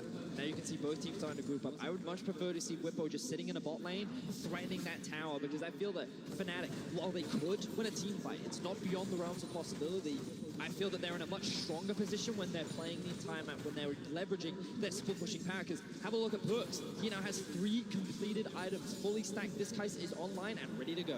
I completely agree with you, Bettius. I actually think it's a pretty big miss that Fnatic aren't just exploiting Bwipo's power with Haley out into a side lane. And in fact, we've slowed down the game a lot. Like we just talked about, G2 have now amassed all of this gold into their back pocket, and they're finding a foot back into this game. And again, look, you can see Fnatic mismanaging their back timers. Ooh, Standing United straight away. Nemesis looking for the fight. Caps ignited, trying to jump away. He goes golden just at the right time, but the redemption's coming out, and the rest of Fnatic are on their way. Caps somehow escapes. Can Jankos do it too? Flash, Arctic Assault away. Perks hits the Void Seeker from long range. Meanwhile, in the mid lane, Bwipo and the Kled are fighting. Broxah goes golden to avoid Perks. The rest of Fnatic are pushing forward. Caps is going to back away. Look at that regen, though. He could stay if this fight continues. I can't believe G2 actually got away with that. This was the play we talked about very early on, where Fnatic could use the Shen ultimate to find a pick on a side lane, but they're not able to do it. Cap still has teleport available, which is why Fnatic can't afford to start the Baron right now, and Mickey, he's just hanging around, ready to try and contest if Fnatic want to force anything. Hylissang looks for the Hex Flash, but even if Fnatic had chunked out G2 more, they couldn't go for the Baron. You have to kill G2, otherwise they are just going to regenerate before you can get that Baron down. Which is why that felt like a massive save from Jankos to secure his own life there. If he dies, 100% that's the Baron. You can see he was waiting for the Gragas pass to come out. He was trying to sidestep. Broxah didn't even try to throw it. Jankos survives another day, and Hilly is now on a massive cooldown with that Shen ultimate, which means that play that we wanted to see, that Fnatic eventually pulled the trigger on top top side has this massive cooldown. And again, we're in a position, Fnatic fumbled their back timers. They didn't reset correctly together. They're not playing towards those side lane, and they're giving time for G2 to continue to get gold, get their items, and get back in the game. Their items and get back in the game. Now, admittedly, Fnatic is getting stronger themselves, right? Nemesis has the death cap completed. You can see that Bwipo just hit the level 16 mark. It's not like Fnatic are weak. And I really want to reiterate, of course, they can still win a fight. But when you think about Jackson, where he's strongest, it's when he's in that 1v1, when he's sieging down towers. But right now, Fnatic, it feels like that they're more focused on trying to find a fight or trying to find a pick, when I feel like they could be utilizing the power of their silent. Haley now has the Stand United back up off of cooldown. You can see that Bwipo's now been kicked down towards the bottom side. So again, round 2 for Fnatic in this map setup. Feels like two boxers landing blows on each other, trying to find an avenue of approach, trying to find a gap in the opponent's armor. But right now, both teams are standing stalwart and strong. Fnatic set up at the Baron. It's the two-man. They're going for it with Tristana and Gragas, but here comes Perkz. Lands the long-range forward Seeker, and the fight will continue. The Baron resets. Glacial Prism misses. That's the big ultimate down. And Fnatic might look for a little bit more of this fight. Blocks it off towards the side. Hylissang coming in from the mid lane. G2 able to reset the Baron, but Fnatic get the Glacial Prism out. It feels like we're inches from disaster for either team right there. These big key ultimates being used. As soon as Jankos throws the ult, he's like, we need to back off. We're waiting on massive cooldowns. But this is a single fight from a Baron that can very quickly turn this game in either direction. Oh, here we go. Fnatic starting it off once again. But look at how much access G2 has to the Baron. Oh, G2 are here. Nemesis has the flank position. Boxer was there as well, but Fnatic just reset it once again. Note that Fnatic still have all of their outer towers up and available, so even if G2 was able to secure this objective, it doesn't necessarily mean that they immediately can put it into a game. Oh no, Perkz! Oh, Perkz able to dodge away with a killer instinct. Oh, so close there. Backing there is a very dangerous thing to do, but now Fnatic are set up to make the split push happen. Here is Bwipo in the bot lane. The Baron is starting. And they're going to force G2 to make a decision right now. You are running out of time. Do you force the fight? Here we go, here we go. Hylissang on the front line. Nemesis down to about half HP. They've actually disengaged. Fnatic say, okay, we don't want it. Wander's gone down towards the bottom lane, and Bwipo is resetting, trying to join his team. And I actually really like this call from Fnatic to constantly start and stop the Baron. Something that their composition does really well is actually turn off of Baron. They have so much mobility. You saw it the last time that they tried to two-man it, that Hilly can just Shenton over the wall. Rekkles can just Goomba stomp his way to safety. So it's perfectly fine for Fnatic to constantly test G2's vision, test their luck, start the Baron. If G2 rock up, that's fine. You get away scot-free. I feel like, though, if Fnatic actually wanted to fight, that was their best window to do it. Perkz used both his ult and his flash because he took a very greedy base, with which Fnatic immediately tried to punish, but they did not feel confident enough. So they disengage, they don't go for the fight, and G2 have more time to stall. And, you know, we talked a lot about levels. Caps now hitting level 16, Wunder hitting level 16, Fnatic starting off the Baron again, and G2 looks like they can't approach. Perkz isn't there. G2 can't approach. It's Bwipo and Boxer doing it by themselves. And now Jankos and Caps are going to step forward. They'll realize that Nemesis is acting against the Baron. So Rekkles teleporting into the hit, I believe, or somewhere around there. Disengage again. They've disengaged again. But very slowly, obviously Rekkles using his TP into the mid lane, so it was just Bwipo and Broxah there trying to do a lot of the damage to the Baron, which is why it was taking so long. But again, you see the freedom of movement for Fnatic's competition to continuously kind of duck and dodge out of that Baron pit. But it feels so frustrating if you're watching as a Fnatic fan, because you can see ways in which they can win the game, but it feels like they're so tunneled on this Baron that they're not leveraging the strength of what their composition has available to them. And that strength is Bwipo in a side lane. Put him out there, get him to teleport into the fight if it does start. They've taken a Cloud Drake, that's great. But Fnatic, you have these powerful solo laners. Akali is 303 with a Death Cap, with a Gunblade, with a Liandry's. He's so powerful. You've got a 3-item Jax as well. You need to put him in those side lanes. Things do get a little bit harder now that Wunder has kind of caught up in itemization, has GA, has Skarl, so it's not like Bwipo can just kind of free dive the Kled now if he wants to try to force the play. It's Perkz. He's being caught out. There's no escape. He used the killer instinct of the Kled, but in the end, Bwipo will take the kill, and now Hylissang's here to help the fight. And it's Wunder on the front line. Mickey trying to back him up. Wunder still has the GA. Fnatic healed up with a redemption, but towards the bottom of the fight. Nemesis is almost caught out by Jankos and Caps, and now Fnatic are on the offensive. Fnatic are on the front foot. Rekkles is jumping forward. forward, but they can't find anything more. Fnatic turn to Baron. They're looking for it. They know that Perkz is down for another 30 seconds. So Fnatic finally find the pick that they were looking for, and it comes off the back of Bwipo finding a kill onto Perkz. He had no flash available. He gets run down in the middle lane, and now Fnatic should just take this Baron completely uncontested. 33 minutes in the end, they take the Baron, a 9,000 gold lead now for Fnatic, and we will see how effective they can be with this incredible buff. And again, it feels like the adaptation of we can no longer just kill and dive Wonder, but we can start team fighting with this Jax and make picks. It's Perkz that steps way too far forward. Bwipo sees his instantaneous moment, jump, and doesn't even need to use the flash. Pops him like a balloon. A second mistake now from Perkz, overstepping in the mid lane, and he rightfully got punished by Fnatic. This was the opportunity that they've been waiting for. They find it, and now with the Baron, it should be extremely easy for them to break into the base of G2. Especially with this type of composition, we saw how easily Tristana could walk up to the tower. Again, reminder, she's got a Gragas behind her. It's not like you can dive onto her. He can disengage her away when you have, what, the Tristana ultimate, the Gragas ultimate, and then if they ever are fancying their luck, they chip down and force the fight.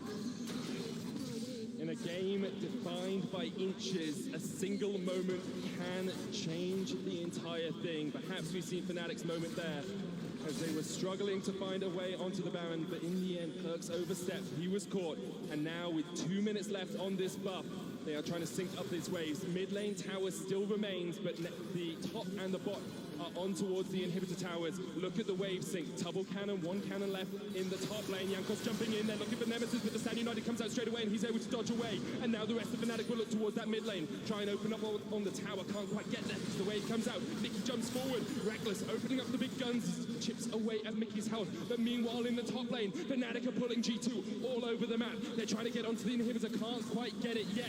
But the rest of Fnatic are pushing in, trying to join up with their team because here comes the next wave. Jankos and Perkz defending in top. Meanwhile, in the bottom side, Bwipo is facing against Wonder and Caps. The mid wave is pushing in. Beck is trying to get it, but Mickey is able to stand there at the moment. Wonder going in with a bear trap on the rope in the bottom lane. And you can see Caps is on the chase, but what can Fnatic do with this? Bwipo's down, and Fnatic were not able to use that time to crack the base. Fnatic actually could not crack the inhibitor towers, which means that G2's base stay alive, and Fnatic, they lose their big carry in the form of Bwipo on a side lane. G2, the fact that they're able to continue stalling, admittedly, G2 have not been able to find any successful fights so far this game, but the longer they stall, the more opportunities they have. I think we're actually at a point where Bwipo can't deal with Wonder. Not that Wonder will kill him. No, but I mean, like, not that Wonder will kill Bwipo, but like, Wonder can easily walk away from Bwipo. He's so tanky now with Skarl and GA, as well as having his ultimate, that it's just eating up a lot of Bwipo's time. And I think this is why you're seeing that change of gears. And Fnatic need to kind of figure out a different way to solve this Rubik's Cube of how they're going to crack G2. Whereas G2 now finding so much confidence to look for these team fights and being very successful at stalling out Fnatic. Well, maybe the Elder Dragon is the opportunity for Fnatic. Up in 30 seconds, G2 with Triple Ocean would love to have it. So look at the sideways right now. You'll notice that top is in a position that G2 don't actually have to worry about this. They're gaining mid-prio, which means that they can actually win the challenge, but here comes a flank from Fnatic. Here we go. One fight to define the game, one fight to win it. If you're Fnatic, but Perkz jumps away. Bwipo trying to get in from the backside. Wonder jumping over the back of the Fnatic lines, and Nemesis has a flank position. He's caught out with the Glacier Rhythm of the Standing United. Will keep him alive for the moment. He's shut down. Nemesis goes down. Wonder goes into the GA and the rest of G2 are trying to get them in time, but Wonder's on the wrong side of the wall. In the end, it will be a 1-1 trade. The talk comes out. Reckless could jump forward. Fnatic are looking for that final kill. They just need one. They just need the resets. Reckless opening up with the guns, but they can't quite find it. Fnatic have the health advantage, and remember, Reckless at this point in the game could just solo the Elder Drake. So G2 have to be so careful. Waves are pushing in the bot side of the map. Caps does have the teleport to join, but look, Reckless is starting it off. And look at Hilly. He got in underneath them. Jankos caught out. The counter-strike comes out, but Jankos wants to stopwatch just for the moment. The talk comes out onto Mickey. Jankos is down. The TP coming in from Caps straight into all 4 members of this former team. And Caps cannot survive that. Reckless gets away on the backline. Caps goes down. It's a double for Bwipo. And Fnatic have found their moment. And the solution for Fnatic in this Rubik's Cube is simply to rip it apart. They use the TP. They force the fight onto G2. They say, we are no longer about the side lanes. We will take the 5v5, and they outperform in the end. And the biggest thing was that Fnatic had the health advantage to stall out. for Bwipo to go back to base and then TP back into the fight. They secured themselves the Elder Drake, but we saw how close these fights can be, how difficult it is for Nemesis and Bwipo to dive the backline because of how much crowd control and utility is available to G2 in this composition. Fnatic do come out on top, but they have to be cautious. But a huge thing is now Wunder isn't working with his GA, and that means a lot when he's soaking up so much time between Skarl and the GA. Key itemization there, and that puts a big hole in G2's team fight if we come to another even 5v5. Well, with the Baron up in just a minute's time, Fnatic will be trying to use this Elder Dragon buff as much as possible. G2, though, still have the tools for a fight. We've got the Glacial Prism. Let's look what flashes are up. Fnatic, Bwipo doesn't have his, but the rest are available. Perks, no flash. Caps, no flash. Jankos and Wunder, no flash. If one of them is caught out, they are very likely to die. I mean, at this point, G2 are like, they've got the Elder, just stay away from them. Clean snipe from Perks there to pick up the blue buff, deny that one away from Fnatic. But otherwise, G2 are fishing. If they can find a strong numbers advantage, get a pick, that's fine. But otherwise, as soon as that Elder rocks up to you, you just disengage from that, live to fight another day. Fnatic just waiting for the Baron themselves. 10 seconds is the spawn, and they have the Elder, so they should just be able to melt through this one. And G2, they don't want to run the risk of the contest. So it's going to come down to one last bout from the side of G2. They're going to have to hold the line. They're going to have to make the miracle fight happen, because the reality is Fnatic sit with an 11k gold advantage, and even if their comp isn't that easy to execute in terms of the 5v5, you can make up for the deficit by having this kind of a gold lead. 39 minutes in. Fnatic have been knocking on the base of G2 for what feels like an eternity, but perhaps this Baron will be the moment that they break through that inhibitor line. In fact, this game reminds me a lot of Spring Split, when Fnatic and G2 fought for ages. It came down to team fights, and in the end, Rekkles and Hylissang were able to get the back door. Here, Fnatic, in a position of ascendancy, will be looking to close out in the next 3 minutes. See G2 grouping up on the top side of the map.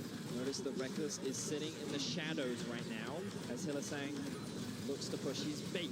They're trying to use Hylissang as a means to, hey, look, come and attack me, while two members of Fnatic continue to push in the bot lane. Bwipo is there. Quite similar to how Hilly uses his pike, Yep. the mobility on his pike when he has Baron buff.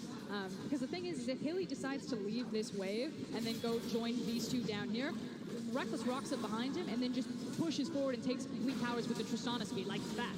Tower goes down in the top lane. There's a huge wave down here in the bottom. Wunder and Jankos trying to defend, but the inhibitor is the new target for Fnatic in that top side. Bwipo jumping in. Wunder's going to joust away, but the inhibitor has fallen in top, and now Fnatic will open their eyes towards the bottom lane. Meanwhile, in the mid lane, the inhibitor tower goes down. Jankos caught out a little bit by Boxer, who chucked out the cards, and now the Stand United comes onto Bwipo. He's stunned up, but he can't die. It's Fnatic. They're unkillable. They die underneath the Nexus towers. Bwipo goes into the GA, but look at the damage that Rekkles can put down. He jumps forward, trying to catch onto Caps, but the exhaust will stop him in his tracks. In the end, Caps falls, and in a game of inches, in a game of moments, Fnatic fight their way to match point.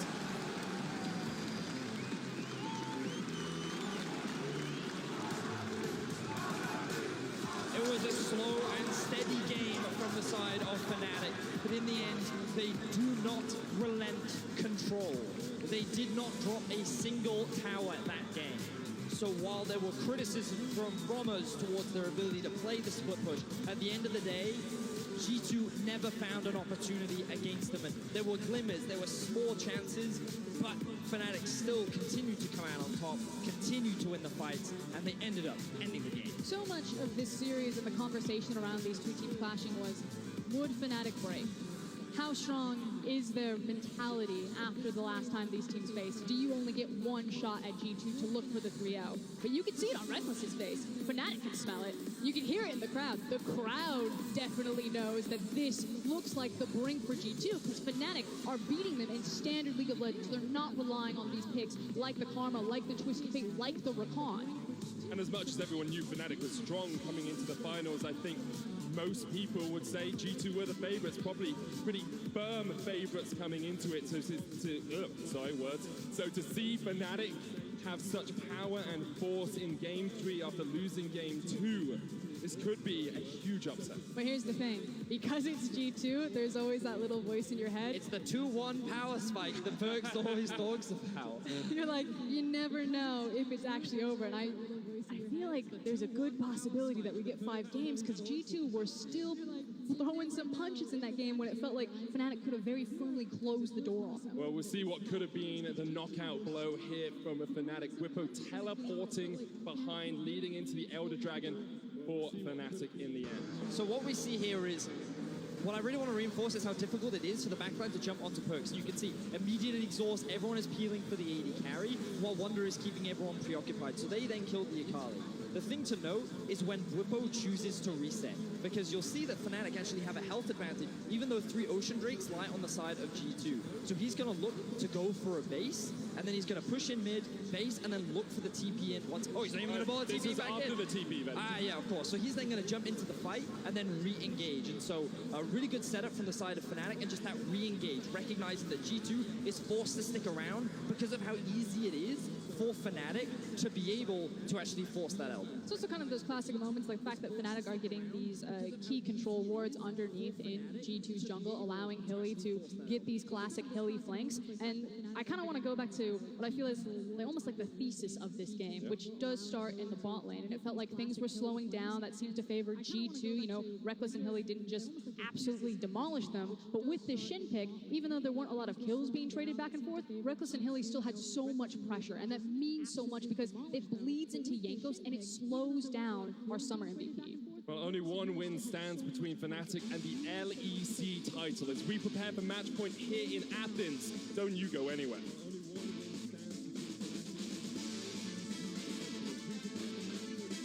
now with the exhaust coming down, Perkz will land the red buff slow, and Proxer is in for a world of hurt. There's no escape. G2 first blood. I can fight. Good fight. Go, nice. Take all their both sides, I think. Wants to try to force the play. It's Perkz. He's being caught out. There's no escape. He used the killing instinct of the clans, but in the end, Bwipo will take the kill, and now Renaissance here to help the fight. And just is down. The TP coming in from Caps, straight into all 4 members of his former team. And Caps cannot survive that. Rekkles gets away on the backline. Caps goes down. Good the damage that Rekkles can put down. He jumps forward, trying to catch onto Caps, but the exhaust will stop him in his tracks. In the end, Caps falls. And in a game of inches, in a game of moments, Fnatic fight their way to match point.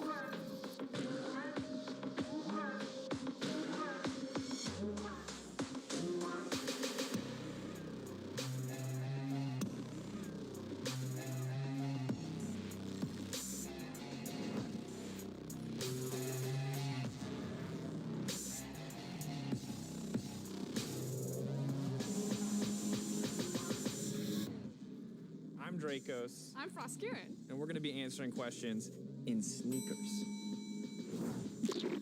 Answering questions in sneakers. Oh. What do your parents think you do? Interpretive dance instructor. Okay. My mom thinks I'm a star of the YouTubes. Oh, your mom's such a... Okay. My mom thinks I'm a star of the YouTubes. Someone that's afraid to let go. You decide if you're ever gonna let me know.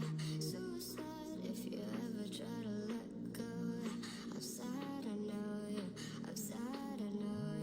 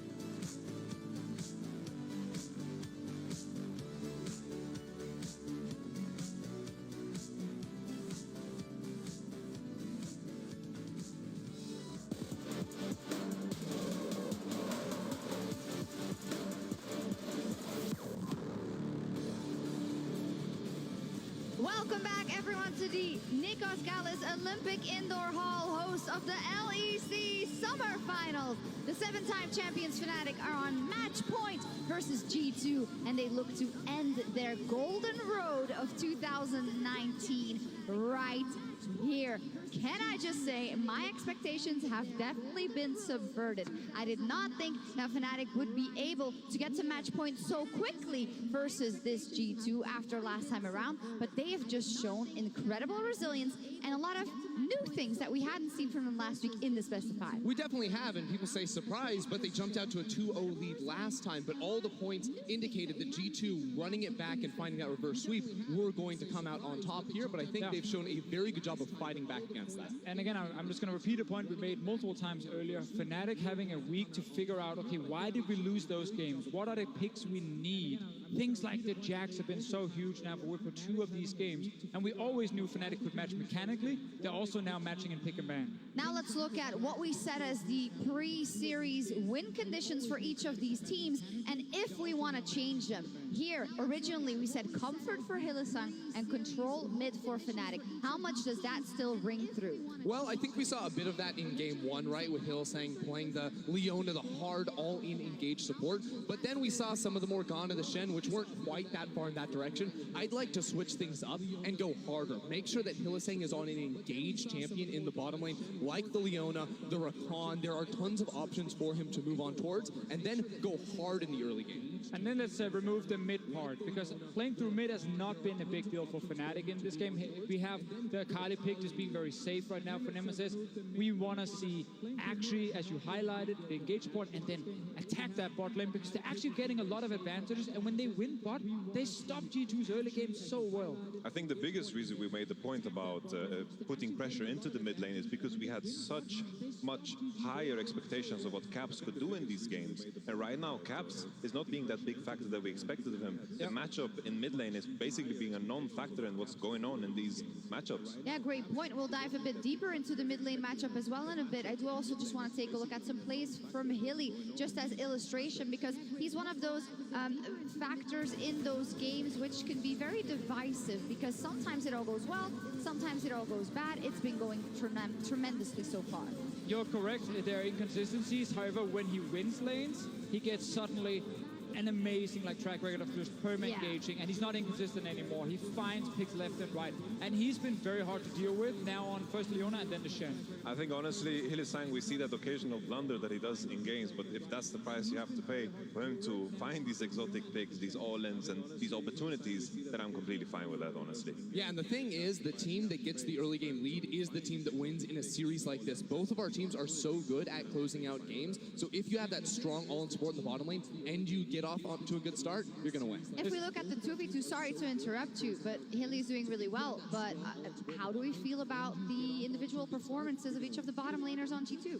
I think Hilly's doing really well. I don't think Perkz has done very poorly. I think Mickey actually played okay in the last game. I think it's been kind of rough overall when they do fall behind, but that's also due to picks. So I don't want to, in the last game at least, say they played poorly. I think that was actually Fnatic's bot lane playing very well. Yeah, I was actually hugely disappointed with Perkz in a specific 1 or 2 minute window in that last game, because he took a really greedy recall and was forced to use both his ultimate and his flash. Just 60 seconds later, he's walking down that middle lane, goes in basically melee range of a Jax who jumps on him, fumbles his cleanse as well, dies, and that turns into a Baron. So he dropped the ball completely, and that turned into a Fnatic win. To speak to that point, usually after mid-game, late-game, G2 is very, very sharp. And that's such an uncharacteristic mistake from Perkz. And that begins to put the question in my mind. The confidence always came from the position G2 always thought that they're much better than the enemy team. And all of a sudden, we're looking at these games and they look evenly matched. Where does your confidence come from? It has to come from a different location than just that point that, oh, we're just better than the enemy team, we're going to win anyway. That is such a good point, and I think we're seeing that unfold in front of our eyes for G2 Esports, because now, again, just like last week, they're up against it. Fnatic has match point, so let's also for them look at the pre-series win conditions for G2 Esports and see what we would want them to change, because we had so many for them, but it seems like we're going to have to narrow it down. Yeah, I mean, so as you highlighted, we had so many different ones. I think, like, you know, removed globals is still there. Counter pick support will still be strong, but I think if we go into the new win conditions, we're just going to hyper-focus on two specific things that's not been working in the two losses. And the first one, stabilize bot lane Yamada Cannon.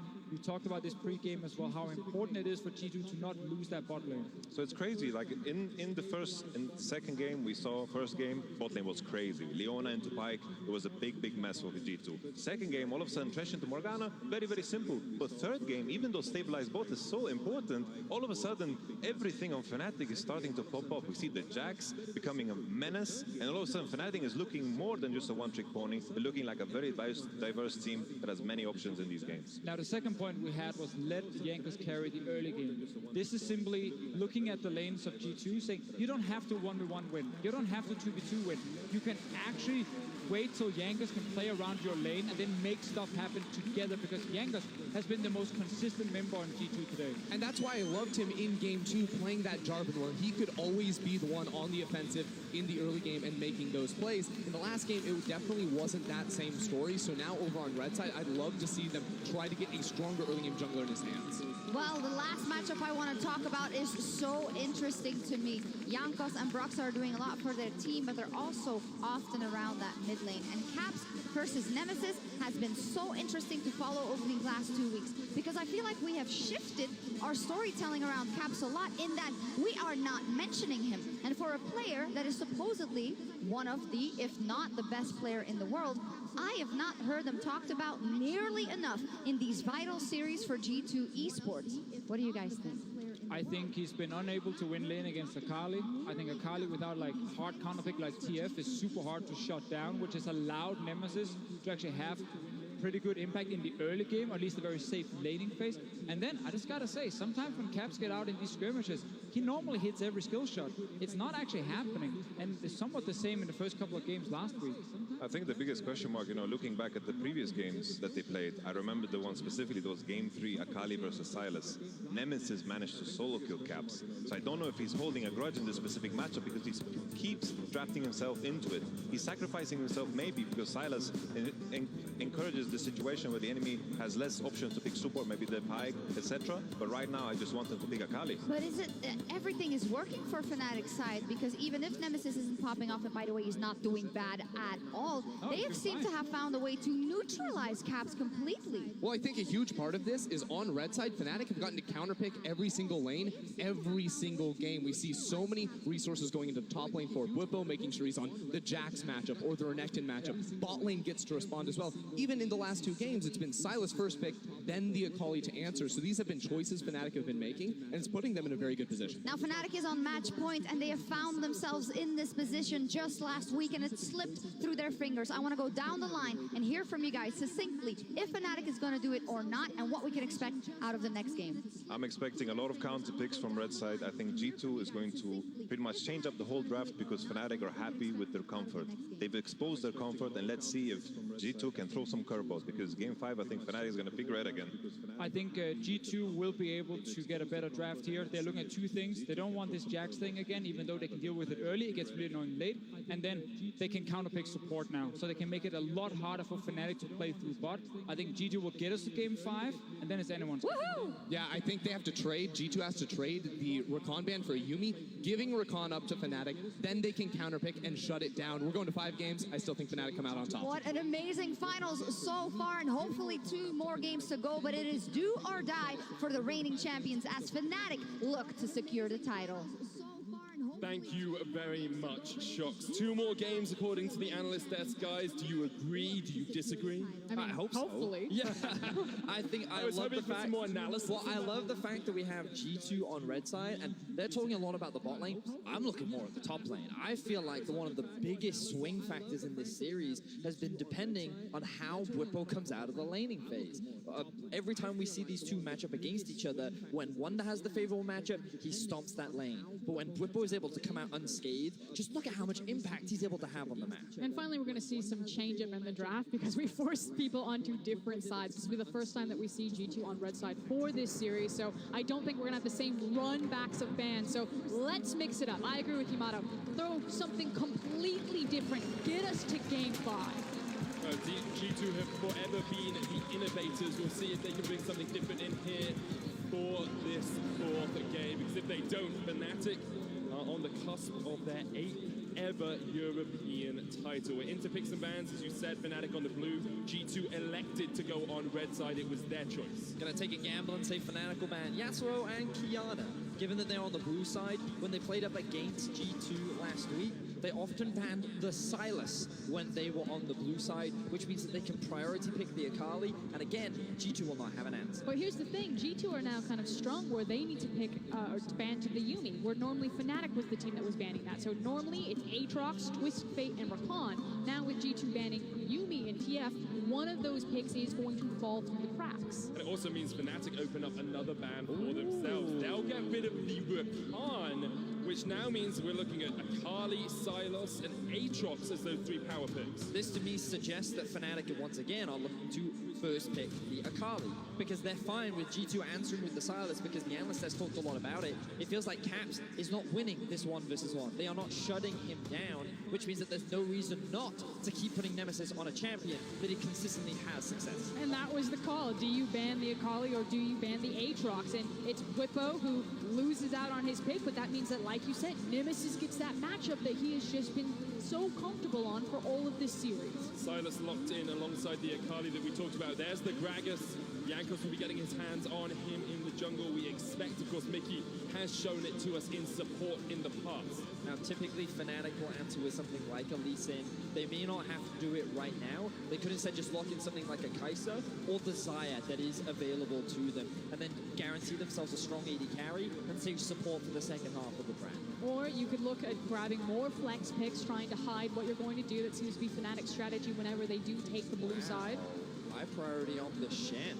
Of course, this can be flex between support and top lane. We are very aware of this, and we've got to remember that the Akali can be flexed as well between top and mid. So Fnatic actually taking a G2 approach in this style by keeping a lot of flex picks open and not really showing much to G2. And it's one of the things that we have to compliment both these teams on their ability to do, and why they are kind of head and shoulders above everyone else in the LEC. It is that versatility in so many of your different members, that you can mix and match so many of these matchups, carve up exactly what you want. And I can hear it in Athens. That's exactly what I wanted from Broxah. I wanted an aggressive jungler and nothing better than his Lee Sin. A lot of other junglers would take the Olaf into Gragas. Karsa, Broxah is a Lee Sin type of guy. He definitely is. Had a great performance on the champion yesterday. We'll see if he can match up versus our summer split MVP, who looks to be on the Gragas this game. Now, Thresh locked in for Mickey in the bottom lane. Gives you a bit of aggression in the 2v2, where G2 have struggled in some of these games. You can see now top lane bans coming out from the side of G2. They want to limit the safe options that Fnatic could go for. Last game, they looked to ban away things like the Gangplank, as we're seeing on screen right now. They also considered the Renekton ban. They may even choose to ban away the Jax as well, if they consider it to be blind pickable on the side of things. And ultimately, you have the last pick for Wunder to get that counter pick, or maybe he double ban, or not going to double ban top side because of the Ezreal, and then pick the top laner right there. But it's about, can you put down Whippo getting out of lane phase? And I think that's what G2 are setting up in their draft phase for you, Vedius. Now, there is a champion that has snuck through most of the pick and ban phases. Xayah alongside Karma as well. Now, we saw Fnatic use it incredibly well yesterday. I wonder if perhaps they could put Reckless back on it today. They could consider doing Karma Pipe right now. I think their damage would be a little lacking if they decided to draft like that. So I would expect an AD carry to come out. They could go for the Tristana once again if they wanted to. I think that'd be pretty safe. I just think well. Okay. Okay, we're going to see the Karma. But I think this means that it should be hilly on Shen, because I agree with you. Yeah, I think you're lacking damage if you decide to put... There we go.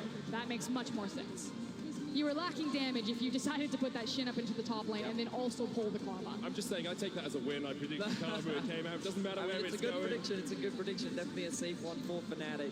Of course, Fnatic continue to show their flexibility, because even though G2 now know that the Shen is going bot lane, you don't know where the Karma's going. It can be flexed to both mid and top, and Whippo is more than happy to grab the Akali's one side. I think you can also argue you're not sure the Shen is going bot lane, because it could be Karma support alongside the Tristana with the Shen going top. A lot of flexibility in this Fnatic draft, and G2 are looking for that counter pick. What does Wunder take with his Kled band away that can impact this game from the top lane? It's Irelia, could still be flexed, but expect this to go into the hands of Wunder. I am excited for the Aurelia. I do think that Akali can actually do quite well into the Aurelia. So if Whippo does play it up towards the top side of the map, I think that there is an opportunity for Whippo to gain an advantage. But for now, it looks like it will be the Shen. My apologies, the Karma, which is a relatively safe lane for the Aurelia to just free farm and potentially set up ganks with Yang. Yeah, I expect it to be Karma into the Aurelia just because, like you're saying, it's safe. Whippo can now absorb a lot of that attention, and even if Jankos does spend his time with Wonder up into the top side, it's really hard to break Karma. She can just shield, walk up, throw a Q, and then dash away. Whereas if I'm looking at Jankos, kind of the other ways that he can attack the map, he can go for very early ganks to try to get Caps really springboarded into this game, because we have yet to talk about Caps, to see Caps really come alive, or he's got the Thresh Xayah into the bot lane that he can plug into. And I never thought we'd get to Game 4 without talking about the MVP of MSI. Caps, as you say, really hasn't shown up yet. It hasn't been an awful performance from him, but he hasn't been making those game-changing plays that we see from him so often. With Fnatic on the brink of victory here, G2 have to find a way to fight back. It's 2-1, Fnatic looking for their 8th title, and G2 need to find something special if they're going to stop them in their tracks. This iteration of G2 is yet to lose a best of 5. They have been pushed to the brink multiple times. SKT did it first, Fnatic did it second, and now Fnatic have the ability to take it away from G2, but G2 never falter, they stand their ground. We go into Game 4, G2 all or nothing.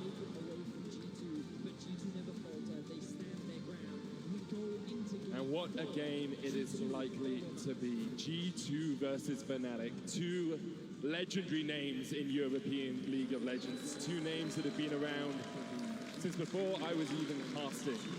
These two teams have stamped their place in European history, and today define the next few years of LEC. And that's the reminder, is that while everyone wants to see a Game 5, it's always exciting. G2 have yet to take down Fnatic in a finals. The last time they met, Fnatic got the last laugh. They're now set at match point. And if we talk about Jankos plugging into the potential bot lane, maybe getting Caps going, Broxah is on his signature pick of the Lee Sin. Every time he pulls out this champion, you see incredible performances. So my eyes are on the junglers. Eyes all on the junglers, but where will they be going? You said Jankos could, we talked about Jankos could maybe look towards the mid lane. Where's Broxah looking early on? Who does he want to get ahead? Well, I would actually rather have Jankos play up towards the top side of the map, because I feel that with Wonder on the Aurelia, he's someone that you want to try and get ahead in the side lane. Makes sense. And if you get him in a position of power, it sets you up nicely for these mid-game skirmishes once the training force is completed. Of course, Jankos could look to play around bot lane as well. You do have a lot of setup with the Thresh and the Xayah, but I feel that Jankos actually has a fair number of options. He just has to be careful of the all-in power of a Tristan and Shen. And again, can you break Whippo on this Karma? Can Whippo actually play weak side if he doesn't get a lot of attention from Broxah? We will see. Broxah started on the bottom side of the map, went red into Krugs. His bot lane is pushing in at the moment. Now, I will say that I think Fnatic's comp is a little more suited for team fighting than it was in the last game, largely because Karma is exceptionally strong at providing that heal and safety for Rekkles. And when you think about, okay, they don't have a lot of crowd control in this composition, one of the strongest things that Karma provides is a shield and to speed up onto a rapid fire cannon Tristana. We saw Splice do this with things like the Caitlyn. Basically, you can run up, crit someone, and then immediately a fight is in your favor. So even though they don't have hard crowd control to actually start a fight off, because of the range advantage that they'll have later into the game, it could be difficult for G2 to force fights unless they can find a good hook off the likes of Mickey. And if they don't want to team up with Rekkles, you could also throw that speed onto Hilly, and it is Hilly's job as kind of the key member with the ability to start fights, because there's not a lot of hard CC or kind of big engage tools that you need to get the Shin in position if Fnatic do think that they have a fight to pull the trigger.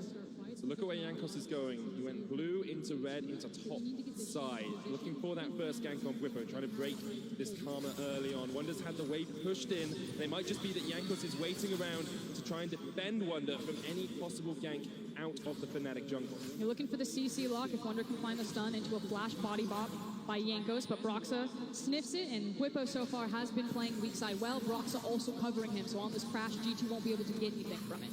Broxah might be looking to jump in here. It looks like it could be first blood. Wonder caught out. Broxah able to sneak past past Jankos. And a 2v2 kill happens in the bot lane. Gets the 2v2. Mickey didn't even burn Flash.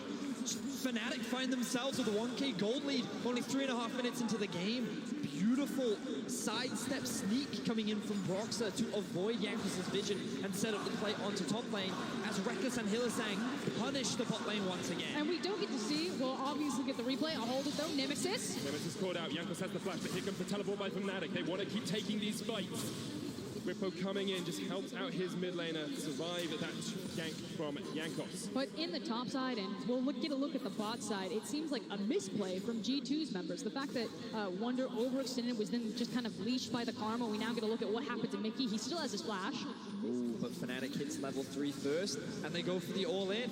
We talk about how much all-in power this duo has, and you get to see it right there. Beautifully played from Fnatic as they punish a big mistake from Mickey. And last week we saw Mickey really struggle in the first 3 games versus Fnatic there. That was an unforced error. He shouldn't be in that position. That's a mistake you cannot make at this level of gameplay. And now G2 trying to answer back. They're looking for a gank in the mid lane. It just feels like Fnatic are riding so much confidence right now. They're in such a great position, and this gank just seems obvious. Nemesis seems to read it. He had that ward. He spotted out Jankos, and he's not going to fall prey to this. And it's still always going to be ridiculously hard to force the gank onto a Polly, especially when she still has access to a flash. Definitely is. Nemesis reading the play, able to escape 5 minutes in. It's a 1.5k lead for Fnatic. This series has been defined a lot by early games, and now they're going to catch Mickey on the rotation. He's wise enough to use the Scryer's Bloom, but then Sonic Wave connects with the play. He will knock Broxah away, and Mickey showing that he is smart enough to avoid that sort of play. Yeah, very well played with the play right there to make sure that Fnatic couldn't connect with him. Now we can see Jankos actually pathing towards the bot side of the map. Broxah just hanging around, again, covering for his laners. We've been seeing this a lot from both junglers throughout the series. Whenever a lane is pushed underneath the tower, junglers are there to offer support. He's now pathing mid along with his support in order, again, to provide some support for mid lane. And it's all about making sure that these laners are getting through the early laning phase unscathed. Seems to be a lot of respect. Everyone's keeping track about where these supports are roaming. It was Mickey that was almost caught out when he started to rotate back. Wunder again leashed. But G2 are looking for the fight. Hit Vanguard's edge doesn't land. The flash used, as you say. And in the top lane, G2 are ready for the fray. They catch the wave, and Whippo really has no place to go. He uses the shield. Jankos tanking it up, and he will just body bump across. Caps might fall. One more tower shot would be enough, and he survives. And G2 execute the gank perfectly. But here comes Broxah. Flash away from Wunder. Broxah can't find his mark. And it looked like frame-perfect dive from G2 right there. Excellent tower juggling of the aggro. Jankos started it up. Everyone gets out unscathed. Whippo doing what he can to get out of that situation, but because he burnt that flash earlier on, he wasn't able to do it. Broxah now setting up the wave to help out his top laner, but also Caps can use his teleport back down towards the mid lane. Now having a look back at what happened in the bot lane. Oh, they get the flash out from Reckless as he's playing in the 1 versus 2.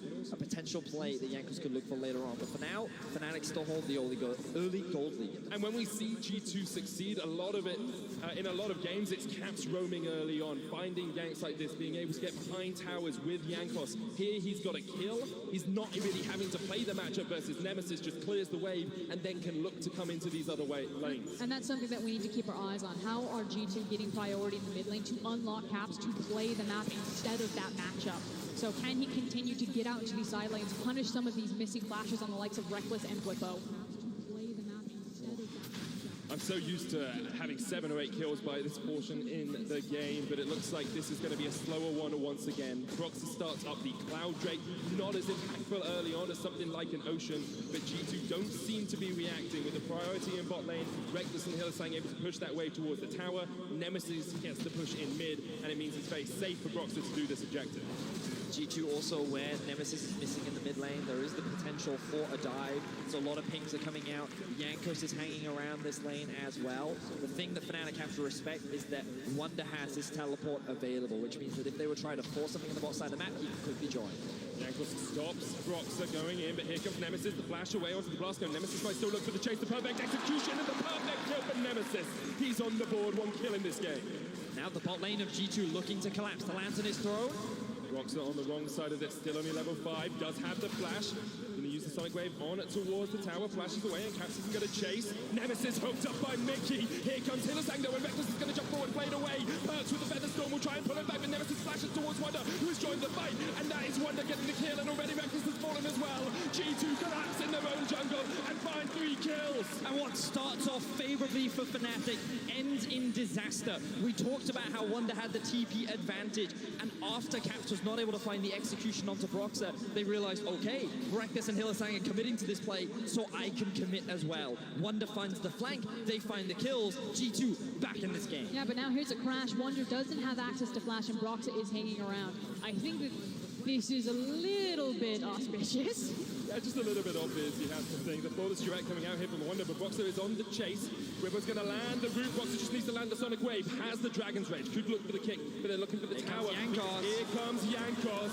He's got the ult, and Broxah tries to kick him away. The barrel doesn't quite connect. Wonder running away from the bottom side of the fight as Whippo steps forward. The barrel knocks him back, and now Wonder's going to jump in. The flawless duet stun is on the mark, and G2 find another kill in the top lane. And it feels like it is Wonder that is pulling G2 back into this game in tandem with Jankos. It was him that made the TP play to help collapse into that jungle, pick up all these kills, and now it's him and Jankos again teaming up and outplaying Fnatic on the top side of the map to pull this gold lead in their favor. Another Caps roam towards the bot side of the map. Here comes Mickey with the flash. No flash still on Reckless. We said it before, when Caps is unleashed, when he can get out of that mid lane, G2 come alive. He's 2-0-2 with the Proto belt already on this Sylas. Which is why I want to kind of put focus back onto this bot lane. One of the reasons why winning the 2v2 bot side is so important is that both of these teams really rely on their supports in their jungle to roam into their lane, to get mid lane priority, to unlock them to roam around. And so, Massive fight in the mid lane as Caps misses the abduct, and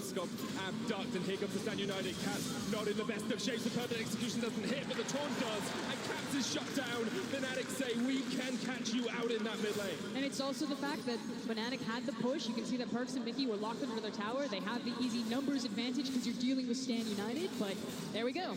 The pushing bot lane got to mid lane, impacted the mid lane priority, and Nemesis now kills Caps with Hilly in tow. And if we could swap over to the gold, you can see where these disparities are starting to build up and why that was such an important kill for Fnatic. Caps had a pretty decent advantage over his lane counterpart, but after that kill, they've now equalized. Bot is actually slightly ahead in favor of Perks, whereas top is slightly ahead in favor of Whippo because of that Kleptomancy. So Fnatic and G2 staying very even in this early game. Wonder looking for an all-in. Vanguard's edge did come out. Whippo had to flash. Wonder still has a flash of his own, but at the moment, Wonder's so strong. The pings did come down onto Broxah in the river, so Wonder chooses not to dive. They're not going to go for this. Instead, they might look for a dive onto bot lane. Reckless is miles away from this. He's doing the Krugs. The dive shouldn't happen. G2 going to settle for 2 plates. Shouldn't be able to get a third here, although they are chipping away at it. And Reckless just accepting that he cannot stay around if Jankos is in the vicinity. And G2 really prioritizing their bot lane here. The fact that Jankos is maybe going to take this blast cone, but kind of shadowing over Perks and Mickey as opposed to doubling down with Wonder into the top side means that Fnatic did get that Herald.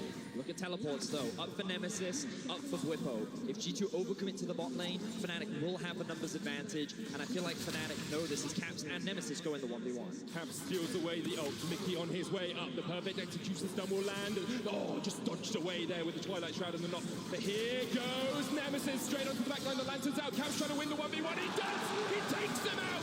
And now Mickey's there to help out his mid laner. Whippo gonna land the root. The damage coming out onto Mickey, but this is not an AP Karma. This is a tank Karma, so Whippo does not have the burst. Caps and Mickey walk away alive. Caps finally shows up in this series, and it is the most important time for him to do it. He finds the solo kill onto Nemesis. He gets the much-needed outplay, and now G2 sit with their first gold lead in Game 4. And this is now bleeding over into other lanes. The cast comes out.